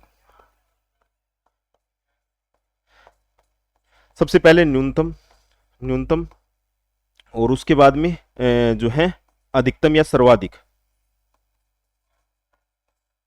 न्यूनतम और सर्वाधिक, और इसमें भी न्यूनतम सर्वाधिक देख लेते हैं, न्यूनतम और सर्वाधिक देख लेते हैं, ठीक है।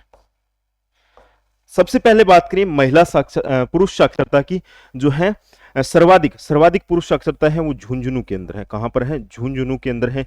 और न्यूनतम जो पुरुष साक्षरता है वो कहां पर है, प्रतापगढ़ के अंदर है, प्रतापगढ़ के अंदर है। और महिला साक्षरता की बात करें तो न्यूनतम तो है जालोर के अंदर है, न्यूनतम जालोर के अंदर है। और अधिकतम की बात करें तो अधिकतम है अपनी कहां पर, अधिकतम कोटा के अंदर है महिला साक्षरता। जो शिक्षा नगरी अपनी कोटा है ना, राजस्थान का नालंदा है, शिक्षा नगरी है, औद्योगिक नगरी कोटा, वहां पे है जो है सर्वाधिक है, न्यूनतम जालोर है। तो इसमें न्यूनतम पूछा है, न्यूनतम है तो कौन सा है, अपना डी आंसर है, जो जालोर दे रखा है ना, जालोर, वही अपना राइट आंसर है इसका, ठीक है। अगला और लास्ट क्वेश्चन है, राष्ट्रीय राजमार्ग नेटवर्क के संबंध में भारत में राजस्थान का कौन सा स्थान है? राजस्थान का स्थान हमसे पूछ रहा है, किसमें पूछ रहा है? नेशनल हाईवे के अंदर पूछ रहा है, एनएच के अंदर पूछ रहा है। तो राजस्थान का स्थान बात करें तो राजस्थान एनएच के अंदर है, राजस्थान एनएच में है। वो कितने नंबर पे है? तीसरे नंबर पे है, तीसरे नंबर पे है। अब बात करें भारत के अंदर पहले और दूसरे पर कौन से हैं?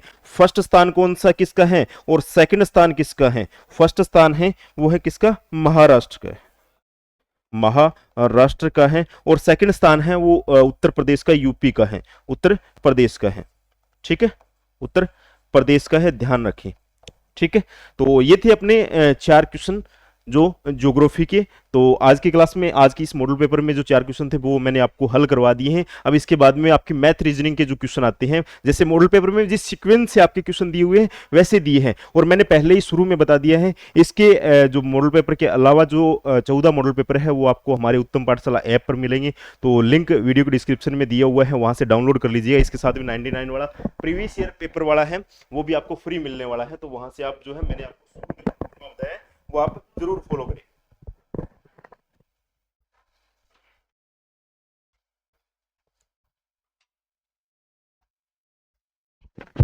चलिए, भी अपना नेक्स्ट क्वेश्चन है मैथ रीजनिंग और स्टैटिक्स के क्वेश्चन आ गया।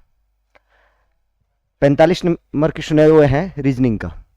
दिए गए विकल्पों में से संबंधित शब्द बताइए। संबंधित शब्द बताना है अपने को। जैसे शेर, मांद। जिस प्रकार शेर का संबंध मांद से है, उसी प्रकार खरगोश का संबंध किससे है? छेद से है, गड्ढा से है, बिल से है या खाई से है। जैसे शेर है, शेर का जो रहने का स्थान होता है उसे बोलते हैं अपने मांद या गुफा। उसी प्रकार खरगोश के जो रहने का स्थान होता है वो छेद नहीं होता है, गड्ढा भी नहीं होता है। शेर के जो रहने का स्थान होता है उसे बिल बोलते हैं। तो इसका जो ऑप्शन नंबर सी सही होगा। यानी शेर का जो रहने का स्थान है उसे मांद बोला जाता है, उसी तरीके से खरगोश का जो रहने का स्थान होता है वो होता है बिल। नेक्स्ट अगला क्वेश्चन, ये भी रीजनिंग का क्वेश्चन है। निम्नलिखित में से उस व्यक्ति का चयन करें जो अन्य विकल्पों से भिन्न है। उस व्यक्ति का चयन करना, उस विकल्प का चयन करना है जो अन्य विकल्पों से क्या है? भिन्न है। जैसे 3 विकल्प क्या होंगे? एक समान होंगे, एक विकल्प क्या होगा? अलग होगा।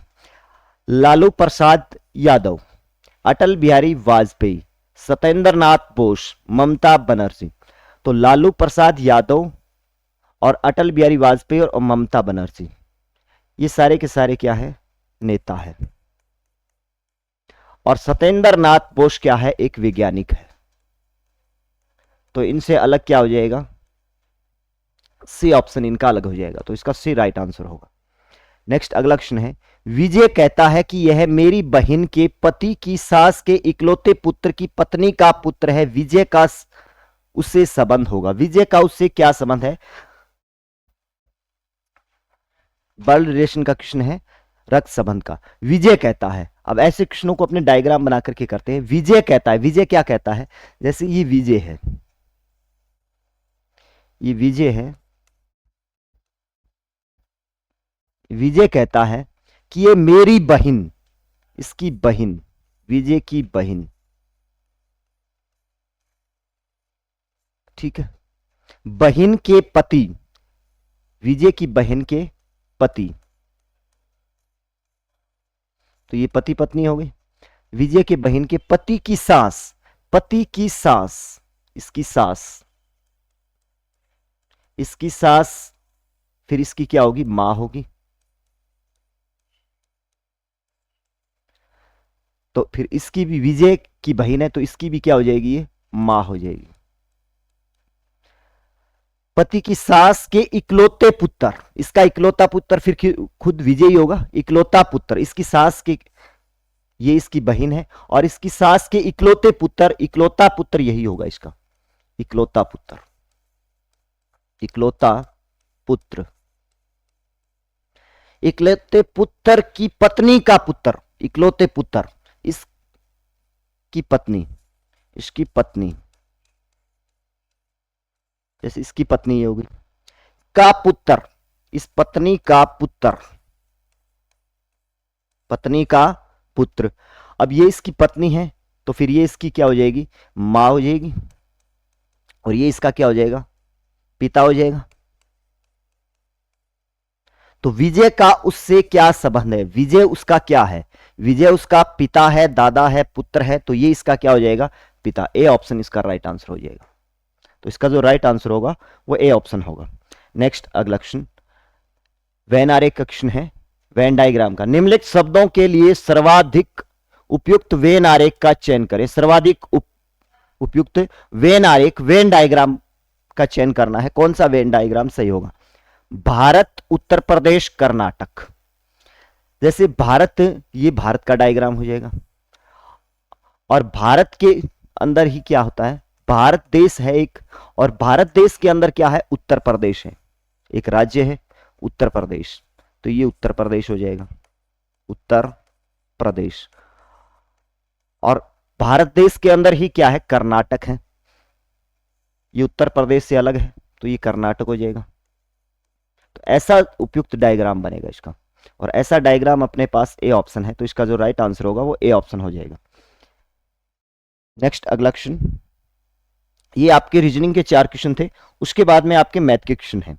यदि 8 की पावर x प्लस 2 बराबर 64 हो तो 3 की पावर 2 ब्रैकेट x प्लस 1 का मान होगा। ये नंबर सिस्टम का क्वेश्चन है। 8 की पावर x प्लस 2 बराबर 64, ऐसे क्वेश्चनों में हमेशा घात या आधार बराबर करते हैं। तो इसका बराबर करने के लिए अपने क्या करेंगे, 8x प्लस 2 बराबर 64। 64 को अपने क्या लिख सकते हैं, 8 गुना 8 भी लिख सकते हैं। 64 को 8 गुना 8 यानी 8 की पावर 2 लिख सकते हैं। 64 को अपने क्या लिख सकते हैं, 8 की पावर 2 लिख सकते हैं। तो फिर ये बराबर हो जाएगा x प्लस 2, घात बराबर है, सॉरी आधार बराबर है तो घात भी बराबर होंगे, घात भी बराबर होंगे। तो इनके घात बराबर करेंगे तो x प्लस 2 बराबर क्या हो जाएगा, 2। ये इधर जाएगा माइनस का, यानी x की वैल्यू क्या आ जाएगी, 0। अपने पास x की वैल्यू आ गई। अपने से जो पूछा है वो ये पूछा है 3 की पावर 2, 3 की पावर 2 x प्लस 1 का मान होगा, इसका मान पूछा है। तो मैं यहां पे x का मान रखूं तो x का मान 0 प्लस 1, तो ये हो जाएगा 3 की पावर 0 में 1 जोड़ोगे 1 और 2 को 1 से गुना करोगे तो 2 बचेगा, 3 की पावर 2 का मान 9 हो जाएगा। इसका बी ऑप्शन राइट आंसर होगा। ये आपके नंबर सिस्टम का क्वेश्चन था, ठीक है। नेक्स्ट अगला क्वेश्चन, अगला जो क्वेश्चन है वो अलजेब्रा का क्वेश्चन है। निम्न में से कौन सा सही है, निम्न में से कौन सा सही है। नीचे आपको विकल्प दिए गए, इस विकल्पों में से कौन सा विकल्प सही है। अब जैसे a माइनस बी की स्क्वायर, इसका जो फॉर्मूला होता है a square minus 2ab plus B square होता है, लेकिन इसने बराबर और ये क्या दे रखा है, बड़ा दे रखा है, तो ये ऑप्शन नहीं होगा। अब इसमें ये भी दे रखा है, ये ऑप्शन भी नहीं होगा। अब ये देखें तो a माइनस बी की स्क्वायर का जो फॉर्मूला होता है a square minus 2ab plus B square होता है, और ये देखें तो यहाँ पे प्लस नहीं होगा, माइनस होगा, तो ये भी गलत है। तो सी ऑप्शन इसका सही हो जाएगा। नेक्स्ट अगला क्वेश्चन है, व्यंजक 9a square minus 9ab minus 40 B square, 9a square minus 9ab minus 40 B square का गुणनखंड है। अब इनका क्या गुणनखंड करना है अपने को, इनका गुणनखंड क्या है। अब ऐसे सवालों में गुणनखंड करने के लिए देखिए इस सवाल को किस तरीके से करेंगे, 9a square minus 9ab minus 40 B square, बीच वाली संख्या के ऐसे दो टुकड़े करते हैं। ऐसे सवालों के लिए बीच वाली संख्या के ऐसे दो टुकड़े करते हैं जिनका योग क्या होना चाहिए, जैसे इनका योग क्या होना चाहिए, माइनस का 9ab, और इनका गुणा क्या होना चाहिए, 40 और 9 का गुणा। 40 को अगर 9 से गुणा करेंगे तो 40 को 9 से करेंगे 360, इनका गुणा कितना आना चाहिए, 360 आना चाहिए। तो ऐसे दो टुकड़े करने हैं जिनका योग तो बनना चाहिए माइनस का 9ab और गुणा बनना चाहिए उनका 360। तो मैं ऐसे दो टुकड़े करूंगा इनके, इस संख्या के ऐसे दो टुकड़े कर दूंगा तो ये हो जाएगा इस संख्या के टुकड़े। 24 को अगर 15 से गुना करते हैं तो 24ab प्लस का माइनस का 24ab और प्लस का 15ab। 24 को अगर अपने 15 से गुना करके देखें 360 आएगा, माइनस 40 बी स्क्वायर और 9a²। अब यहां से मैं क्या करता हूं, इसमें 3a बाहर कॉमन ले लेता हूं, तो यहां पे बचेगा 3a और 8b। इसी तरीके से इसका अगर मैं 3b बाहर कॉमन लूंगा तो 5, सॉरी इसमें 5 कॉमन आएगा अभी, 5b अगर बाहर कॉमन लूंगा तो इसमें बच जाएगा 3b 3a माइनस 8b। अब इसमें कॉमन क्या आ रहा है, ये चीज कॉमन आ रही है, तो 3a माइनस 8b और ये बच जाएगा 3a प्लस 5b। तो ये इसके क्या हो जाएंगे, गुणनखंड। ऐसा अपने ऑप्शन देख लेते हैं, ऐसा ऑप्शन है वो राइट हो जाएगा इसका। 3a प्लस 5b, तो ये तो 3a plus 5b, 3a minus 5b, तो ये तो नहीं होगा। 3a plus 5b, 3a plus 5b, 3a minus 8b, 3a plus 5b, 3a plus 5b और 3a minus 8b, 3a minus 8b, B option इसका राइट हो जाएगा। नेक्स्ट अगला क्वेश्चन, एक आयताकार कमरा 12 मीटर लंबा, 6 मीटर चौड़ा, 4 मीटर ऊंचा, इसमें 2 दरवाजे प्रत्येक 2 मीटर गुना 1 मीटर के एवं 2 खिड़कियां हैं। ऐसी क्या है, 2 खिड़कियां हैं, प्रत्येक 1.5 मीटर गुना 1 मीटर की खिड़की है। यदि इन दीवारों पर रंग करवाने हैं तो दीवारें कितनी होती है, एक कमरा है जिसमें 4 दीवारें होंगी, तो 4 दीवारों पर रंग कराने की दर 15 रुपए प्रति वर्ग मीटर है, तो दीवारों पर रंग कराने का कुल व्यय ज्ञात करना है। यह आपका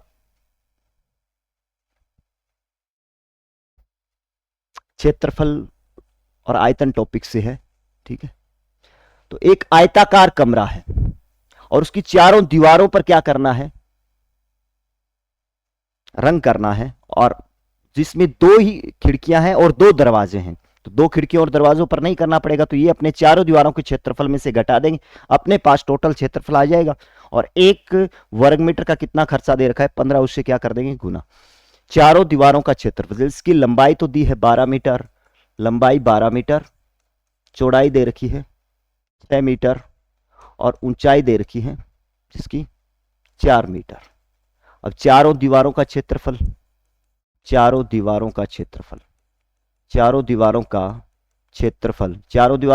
हो जाएगा 2 गुना ऊंचाई, लंबाई प्लस चौड़ाई, तो 2 गुना ऊंचाई कितनी है, 4, लंबाई कितनी है 12, 12 प्लस 6, 4 दुआ 8, 8 गुना 18, 18 को 8 से करेंगे तो 8 8 64, अंसल का 6, 8 और से 14, 144 मीटर स्क्वायर। ये चारों दीवारों का क्षेत्रफल आया है, लेकिन जिसमें क्या है, 2 दरवाजे हैं और 2 खिड़कियां हैं, वो भी अपने को माइनस करना है। रंग करने योग्य क्षेत्रफल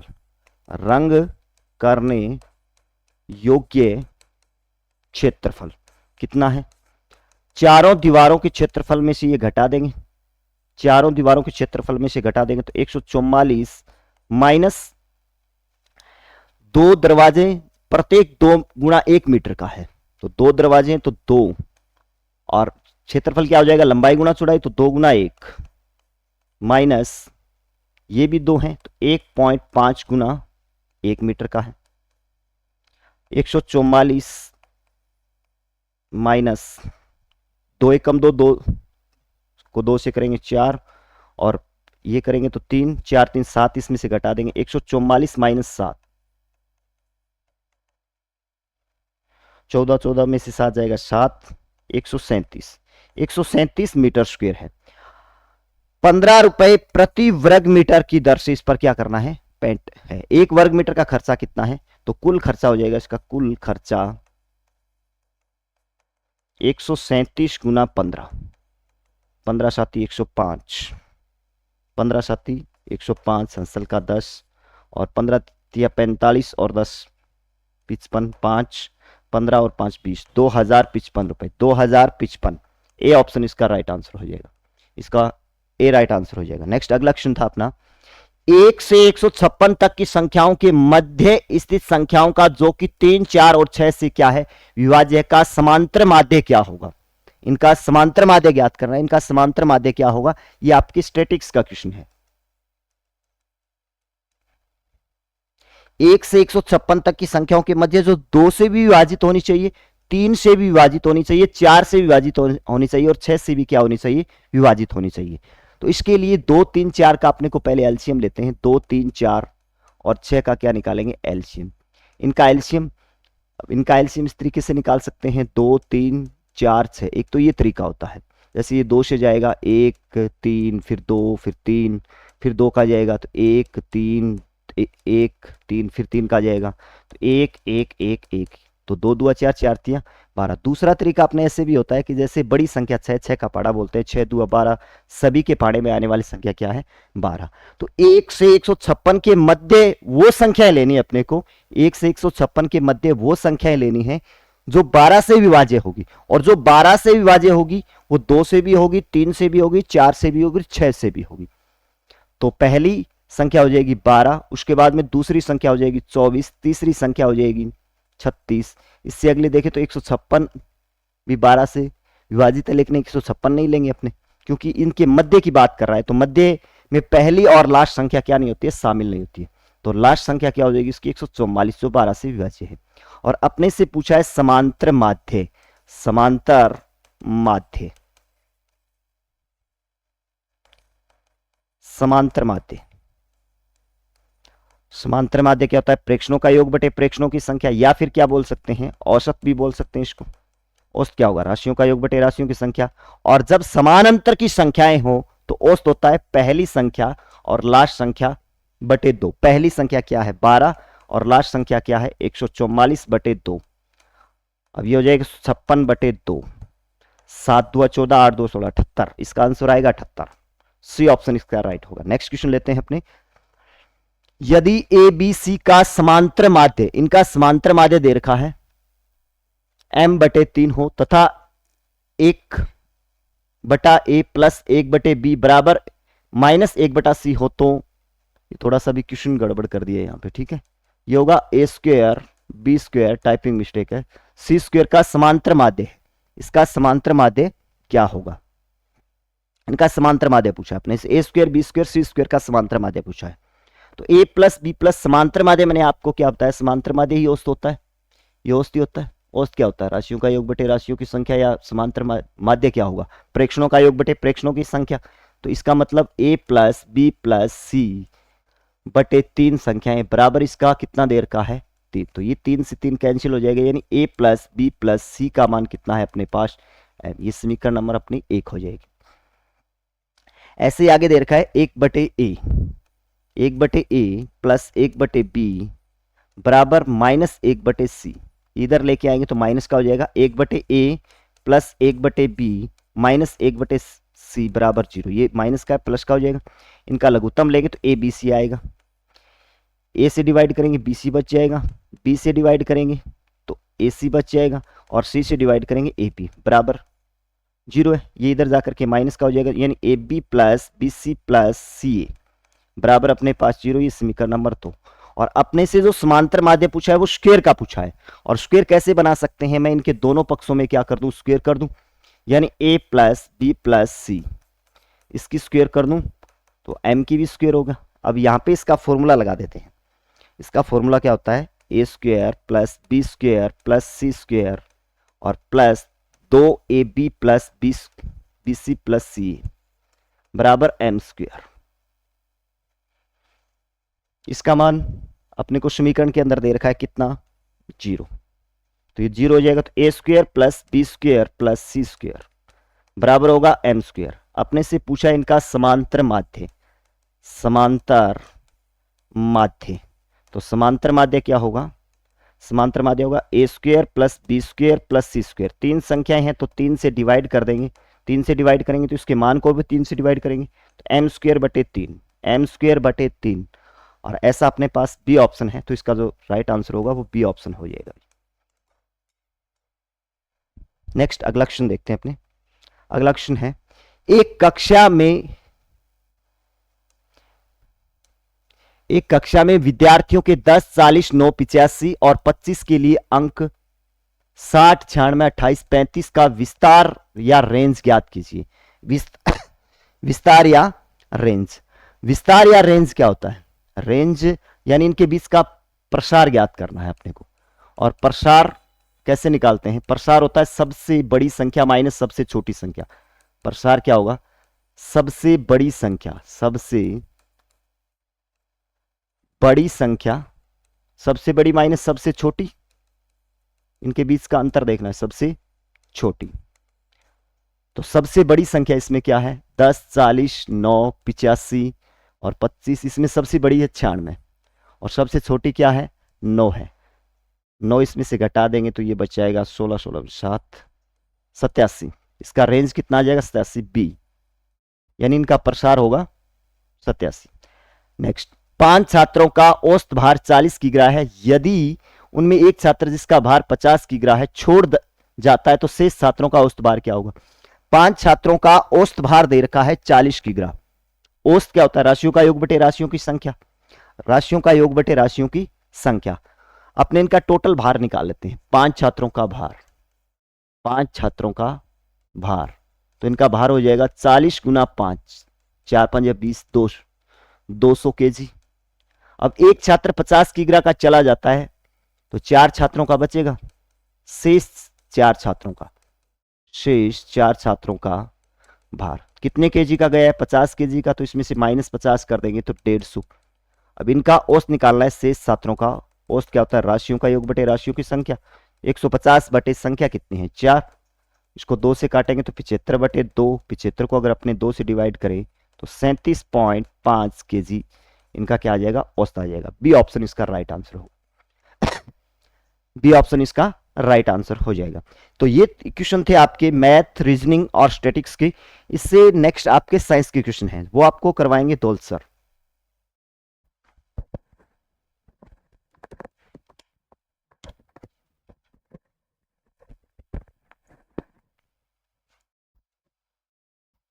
नमस्कार, सभी का स्वागत अभिनंदन है। और बड़ी हर्ष की बात है कि एकमात्र उत्तम पाठशाला पर आपको जो मॉडल पेपर हमने लॉन्च किए हैं उसकी वीडियो सॉल्यूशन भी आपको दी जा रही है। वीडियो सॉल्यूशन इसलिए कि जितने भी साथी हैं जिन्होंने ईमानदारी से टेस्ट दिया है और जिनकी कहीं कोई समस्या हो रही है, किसी प्रश्न में या किसी आंसर में कोई त्रुटि हुई है, तो उसमें कोई समस्या न हो, इसीलिए हमने एक नई शुरुआत की है वीडियो सॉल्यूशन के लिए। तो चलिए स्टार्ट करते हैं साइंस के क्वेश्चन से। ये देखिए एक क्वेश्चन दे रखा है कि C5H10 हाइड्रोकार्बन है। ये कह रहा है कि C5H10 हाइड्रोकार्बन है। देखिए कार्बन की 3 श्रेणी होती है, एक होती है एल्केन, एक होती है एल्कीन और एक होती है एल्काइन। ये 3 श्रेणियाँ होती है। हम कहते हैं इनका सामान्य फॉर्मूला हमें याद रखना है CnH2n प्लस में 2। ये होता है इसके लिए। एल्कीन का फॉर्मूला होता है CnH2n और एल्काइन का फॉर्मूला होता है CnH2n माइनस 2। देखिए इस तरीके से या तो आप फॉर्मूले को याद रख लो, नहीं तो सीधा काउंट करो संख्या को। देखो C5H10 यानी कि इसको इससे गुणा करते हैं, दुगुना हो रहा है, तो यहाँ कह रहा है कि इसका जब आप निकालोगे तो दुगुना होगा। इसमें क्या होता है कि जैसे कोई संख्या जैसे C4H10 होगा, यानी कि दुगुना करके प्लस में आप 2 करोगे तो आपकी कौन सी श्रेणी हो जाएगी? एल्केन।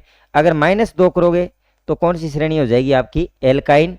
और यदि दुगुना हो रहा है सीधा ही तो वो कौन सी श्रेणी हो जाएगी? एल्कीन। तो यहाँ ऑप्शन क्या दे रखा है? कौन सा हाइड्रोकार्बन है? पेंटेन। तो देखो एल्केन, पेंटीन, पेंटाइन, है ना। तो कौन सा ऑप्शन हो जाएगा? बी नंबर ऑप्शन है वो बिल्कुल राइट हो जाएगा, पेंटीन। नेक्स्ट देखिएगा, m द्रव्यमान की वस्तु ऊर्जा का मान होगा यदि वो m द्रव्यमान की कोई वस्तु v वेग से, ठीक है ना, क्या है? v वेग से गतिशील हो तो गतिज ऊर्जा का मान पूछा है। गतिज ऊर्जा क्या है? गतिज ऊर्जा क्या होगी? गतिज ऊर्जा को देखना है। देखिए गतिज ऊर्जा का फॉर्मूला क्या होता है?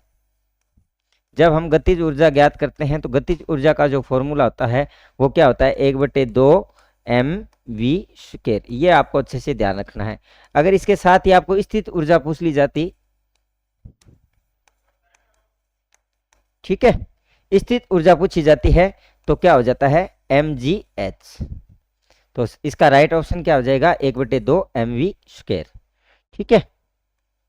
नेक्स्ट देखिएगा, सर्वाधिक कार्बन की मात्रा की उपस्थिति होती है, यानी कि ये कोयले के प्रकार हैं। किसके प्रकार हैं?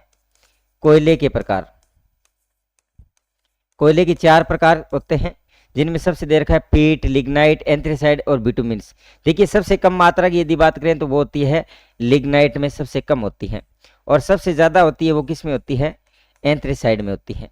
इसमें लगभग 50 से 60%, इसमें 60 से 70%, इसमें बिटुमिन्स में देखना 70 से लगभग 80 से 86% होती है, जबकि एंथ्रेसाइड के अंदर ये है 90% से अधिक, यानी कि कई जगह आपको 92 से 94% मात्रा। ये सबसे अच्छा कोयला होता है और कोयले की सबसे उत्तम किस्म मानी जाती है, तो कौन सी होती है, एंथ्रेसाइड होती है। तो इसका राइट ऑप्शन क्या हो जाएगा, सी नंबर ऑप्शन हमारा राइट हो जाएगा।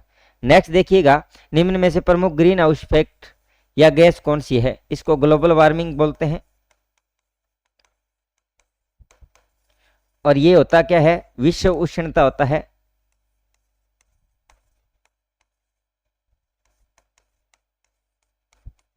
ठीक है, ग्लोबल वार्मिंग जिसको बोलते हैं, और इसके लिए उत्तरदायी जो गैस होती है वो कौन सी होती है, कार्बन डाइऑक्साइड गैस होती है। यानी मुख्य गैस होती है वो हमारी CO2 होती है, इसके बाद में नाइट्रस के ऑक्साइड होते हैं, उसके बाद में हमारी मेथेन है, उसके बाद में आपका आ जाएगा जल वाष्प।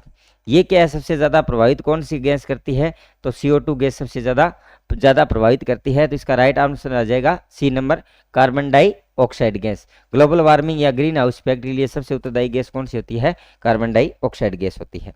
नेक्स्ट देखिएगा, पीढ़ी दर पीढ़ी अपने स्वरूप को बनाए रखने में सक्षम जीव समूह को क्या कहते हैं।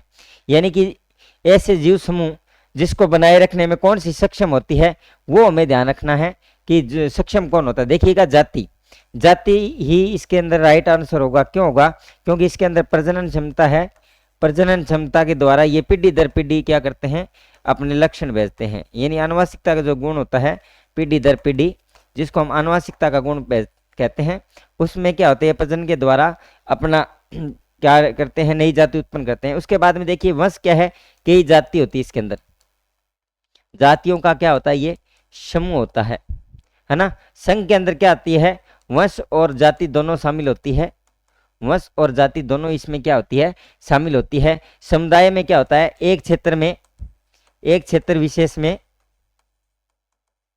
पाए जाने वाले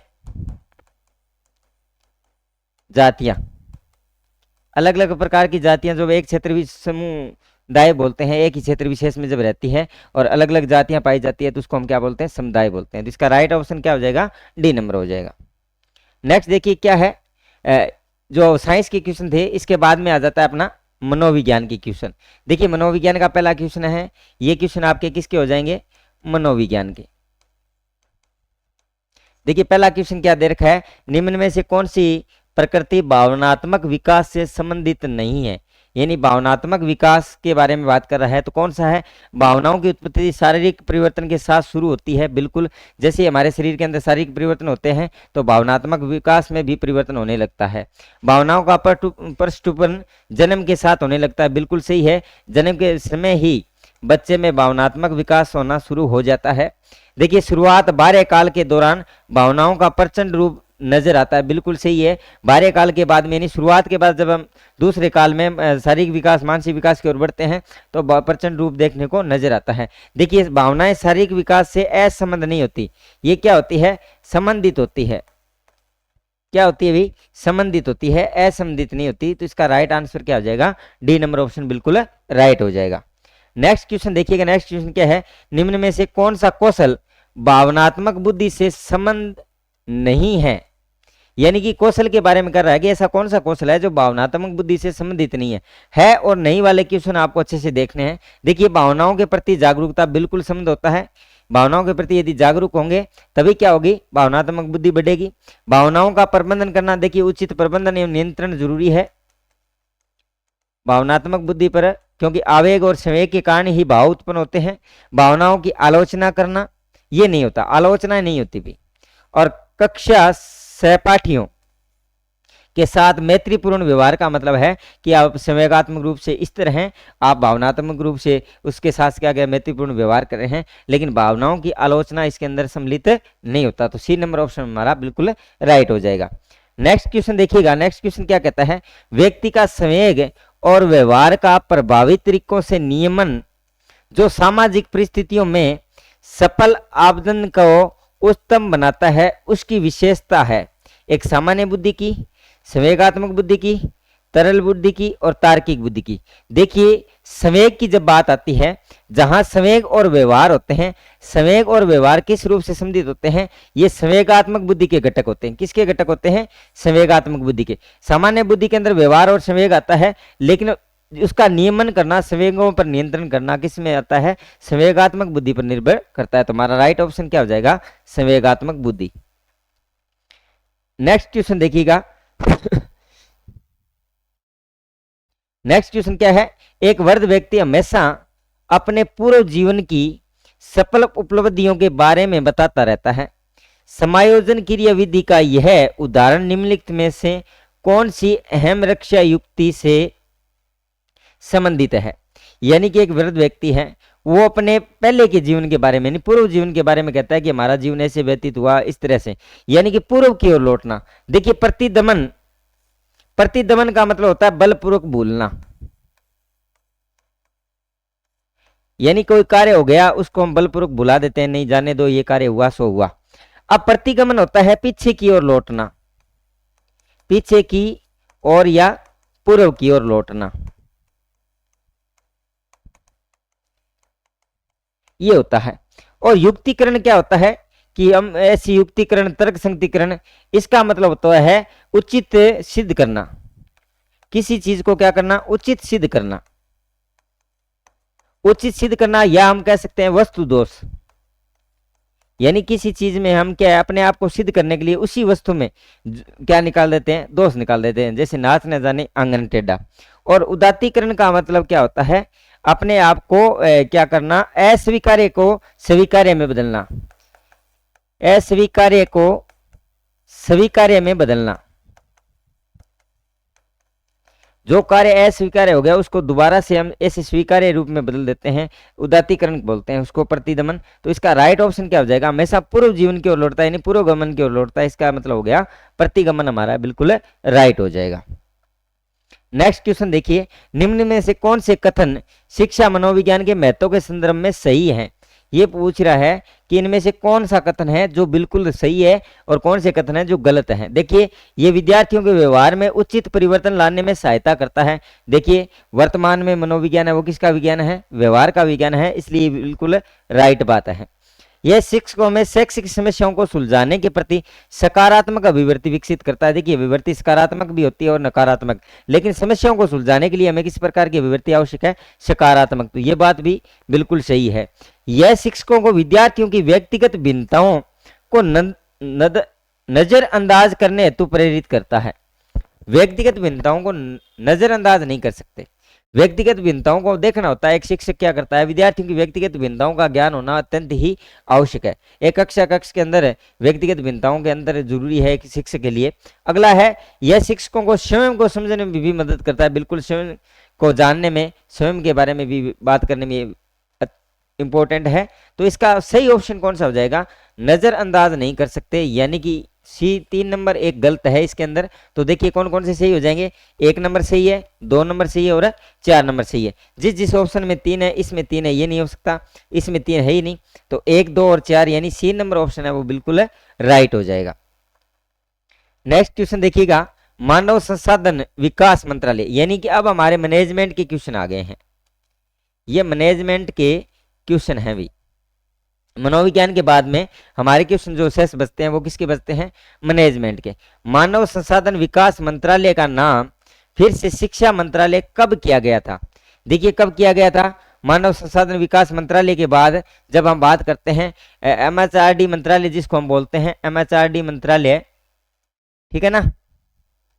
तो MHRD मंत्रालय ने क्या किया था? इसमें ध्यान करना है कि ये 29 जुलाई 2020 को किसमें चेंज कर दिया? फिर से शिक्षा मंत्रालय के नाम से इसको क्या कर दिया है? परिवर्तित कर दिया है।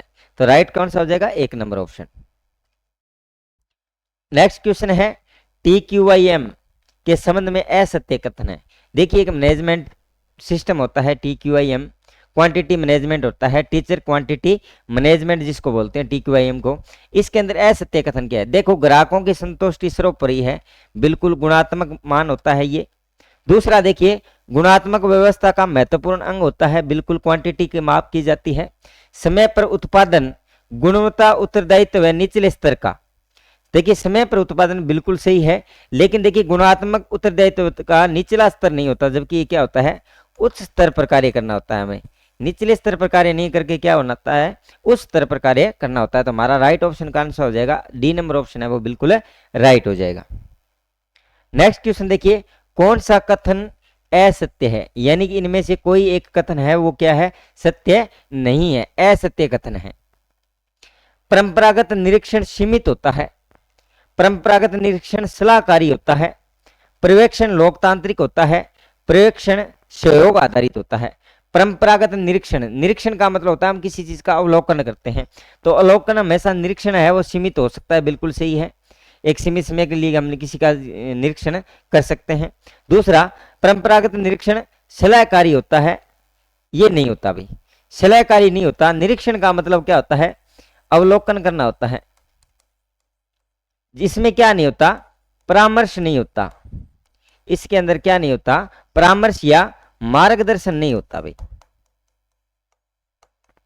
परामर्श या मार्गदर्शन की भावना परंपरागत निरीक्षण के अंदर नहीं होती। हाँ, पर्यवेक्षण है वो हमेशा लोकतांत्रिक होता है, बिल्कुल सही आता है। पर्यवेक्षण सहयोग पर आधारित होता है, ये भी सही है, लेकिन कौन सा कथन असत्य हो जाएगा, परंपरागत निरीक्षण सलाहकारी नहीं होता, हमेशा क्या होता है, अवलोकनात्मक होता है, परीक्षण युक्त होता है।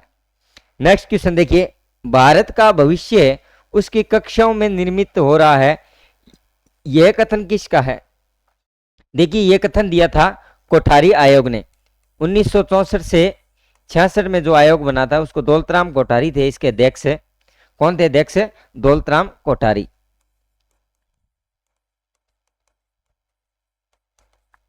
कोठारी आयोग बोलते हैं। मुदालियर आयोग, इसको माध्यमिक शिक्षा आयोग भी बोलते हैं। 1952 में इसकी शुरुआत हुई थी, ठीक है। यशपाल समिति, देखिए यशपाल समिति 2009 के अंदर बनी थी, उच्च शिक्षण हेतु है ये, उच्च शिक्षा कॉलेज शिक्षा की जो बात करते हैं उच्च शिक्षा हेतु बनाया गया था, और इसके प्रमुख थे वो कौन थे, प्रोफेसर यशपाल थे, है ना। तो बिना बोझ की शिक्षा भी इन्होंने वाक्य दिया था, तो इसका 2009 के अंदर हुआ था निर्माण। तो इसके अंदर कौन सा है, कथन किसका है, तो ये कथन किसका हो जाएगा, कोठारी आयोग का कथन है, ठीक है, इसको ध्यान में रखना है। नेक्स्ट क्वेश्चन देखिएगा, खालिस्तान में नेता पुरस्कार अथवा अपने कर्मचारियों को प्रेरित समिति दंड पद्धति के माध्यम से करने का प्रयत्न कर रहा है, यानी कि यहां पर क्या है, पुरस्कार और दंड की बात हो रही है, दोनों बातें हो रही है, पुरस्कार और दंड दोनों बातें हो रही है। तो इसमें क्या देखना है, सहयोगात्मक शैली, प्रजातांत्रिक शैली, व्यवहारात्मक शैली और एक तंत्रीय शैली। देखिए इन सब में सहयोग का मतलब होता है एक दूसरे को जानना, प्रजातांत्रिक सभी को साथ लेकर कार्य करना, लेकिन व्यवहारात्मक शैली ऐसी होती है जिसमें नकारात्मक और सकारात्मक दोनों ही भावनाएं होती है। तो यहाँ पर कौन सा राइट ऑप्शन हो जाएगा, व्यवहार शैली है वो बिल्कुल राइट हो जाएगा। नेक्स्ट क्वेश्चन देखिए, राजस्थान में शैक्षिक प्रशासन एवं प्रबंधन कितने स्तरों पर किया जाता है। तो देखिए शैक्षिक प्रशासन और प्रबंधन हमेशा 2 स्तरों पर होता है, एक होता है निदेशालय और दूसरा सचिवालय, ये 2 स्तरों पर इसका प्रबंधन और निरीक्षण होता है, निदेशालय और सचिवालय स्तर पर। नेक्स्ट क्वेश्चन देखिए, सरिट का परिवर्तित नाम क्या है। देखिए सरिट राजस्थान शैक्षिक अनुसंधान एवं प्रशिक्षण संस्थान था, जिसको अगस्त 2018 में क्या है, अगस्त 2018 के अंदर इसका नाम चेंज करके क्या नाम चेंज कर दिया गया था, राज्य शैक्षिक अनुसंधान और प्रशिक्षण परिषद कर दिया गया था। कब कर दिया गया था, यानी कि आश्रित के रूप में परिवर्तित कर दिया गया था। तो 1 नंबर ऑप्शन इसका बिल्कुल राइट हो जाएगा। कब हुई थी, 2018 में, और कहां पर स्थित है ये, उदयपुर में, ठीक है। नेक्स्ट क्वेश्चन देखिए, माध्यमिक शिक्षा बोर्ड द्वारा आयोजित परीक्षा नहीं है, यानी कि आरएसएमबी जो बोर्ड होता है हमारा माध्यमिक शिक्षा बोर्ड है, कौन सी परीक्षा आयोजित नहीं करता, रीट पात्रता परीक्षा करवाता है, 10वीं बोर्ड की परीक्षा भी करवाता है, वरिष्ठ उपाध्याय चाहे वो 10वीं की बात करें 12वीं की बात करें कराता है, लेकिन एमफिल की ये नहीं करवाता। तो राइट ऑप्शन कौन सा हो जाएगा, अपना डी नंबर ऑप्शन राइट हो जाएगा। नेक्स्ट क्वेश्चन देखिएगा, राजस्थान सरकार द्वारा संचालित IASE है। तो देखिए भारत के अंदर बात करें तो भारत के अंदर टोटल 29 है, ये और राजस्थान के अंदर बात करें तो ये केवल 2 हैं, और 2 कहाँ स्थित हैं? अपने बीकानेर और अजमेर के अंदर स्थित है। तो आज का जो पहला हमारा जो मॉडल पेपर था उसके 75 के 75 क्वेश्चनों का वीडियो सॉल्यूशन हो चुका है। जितने भी साथियों ने ईमानदारी से मॉडल किया है वो अपने आंसर मिला लेना और अपने अन्य साथियों तक भी ये मॉडल पेपर भेजना, ठीक है। बाकी आपको हमारे टेलीग्राम लिंक पर ये इसका पूरा वीडियो सॉल्यूशन और इसकी PDF आपको उपलब्ध हो जाएगी। धन्यवाद।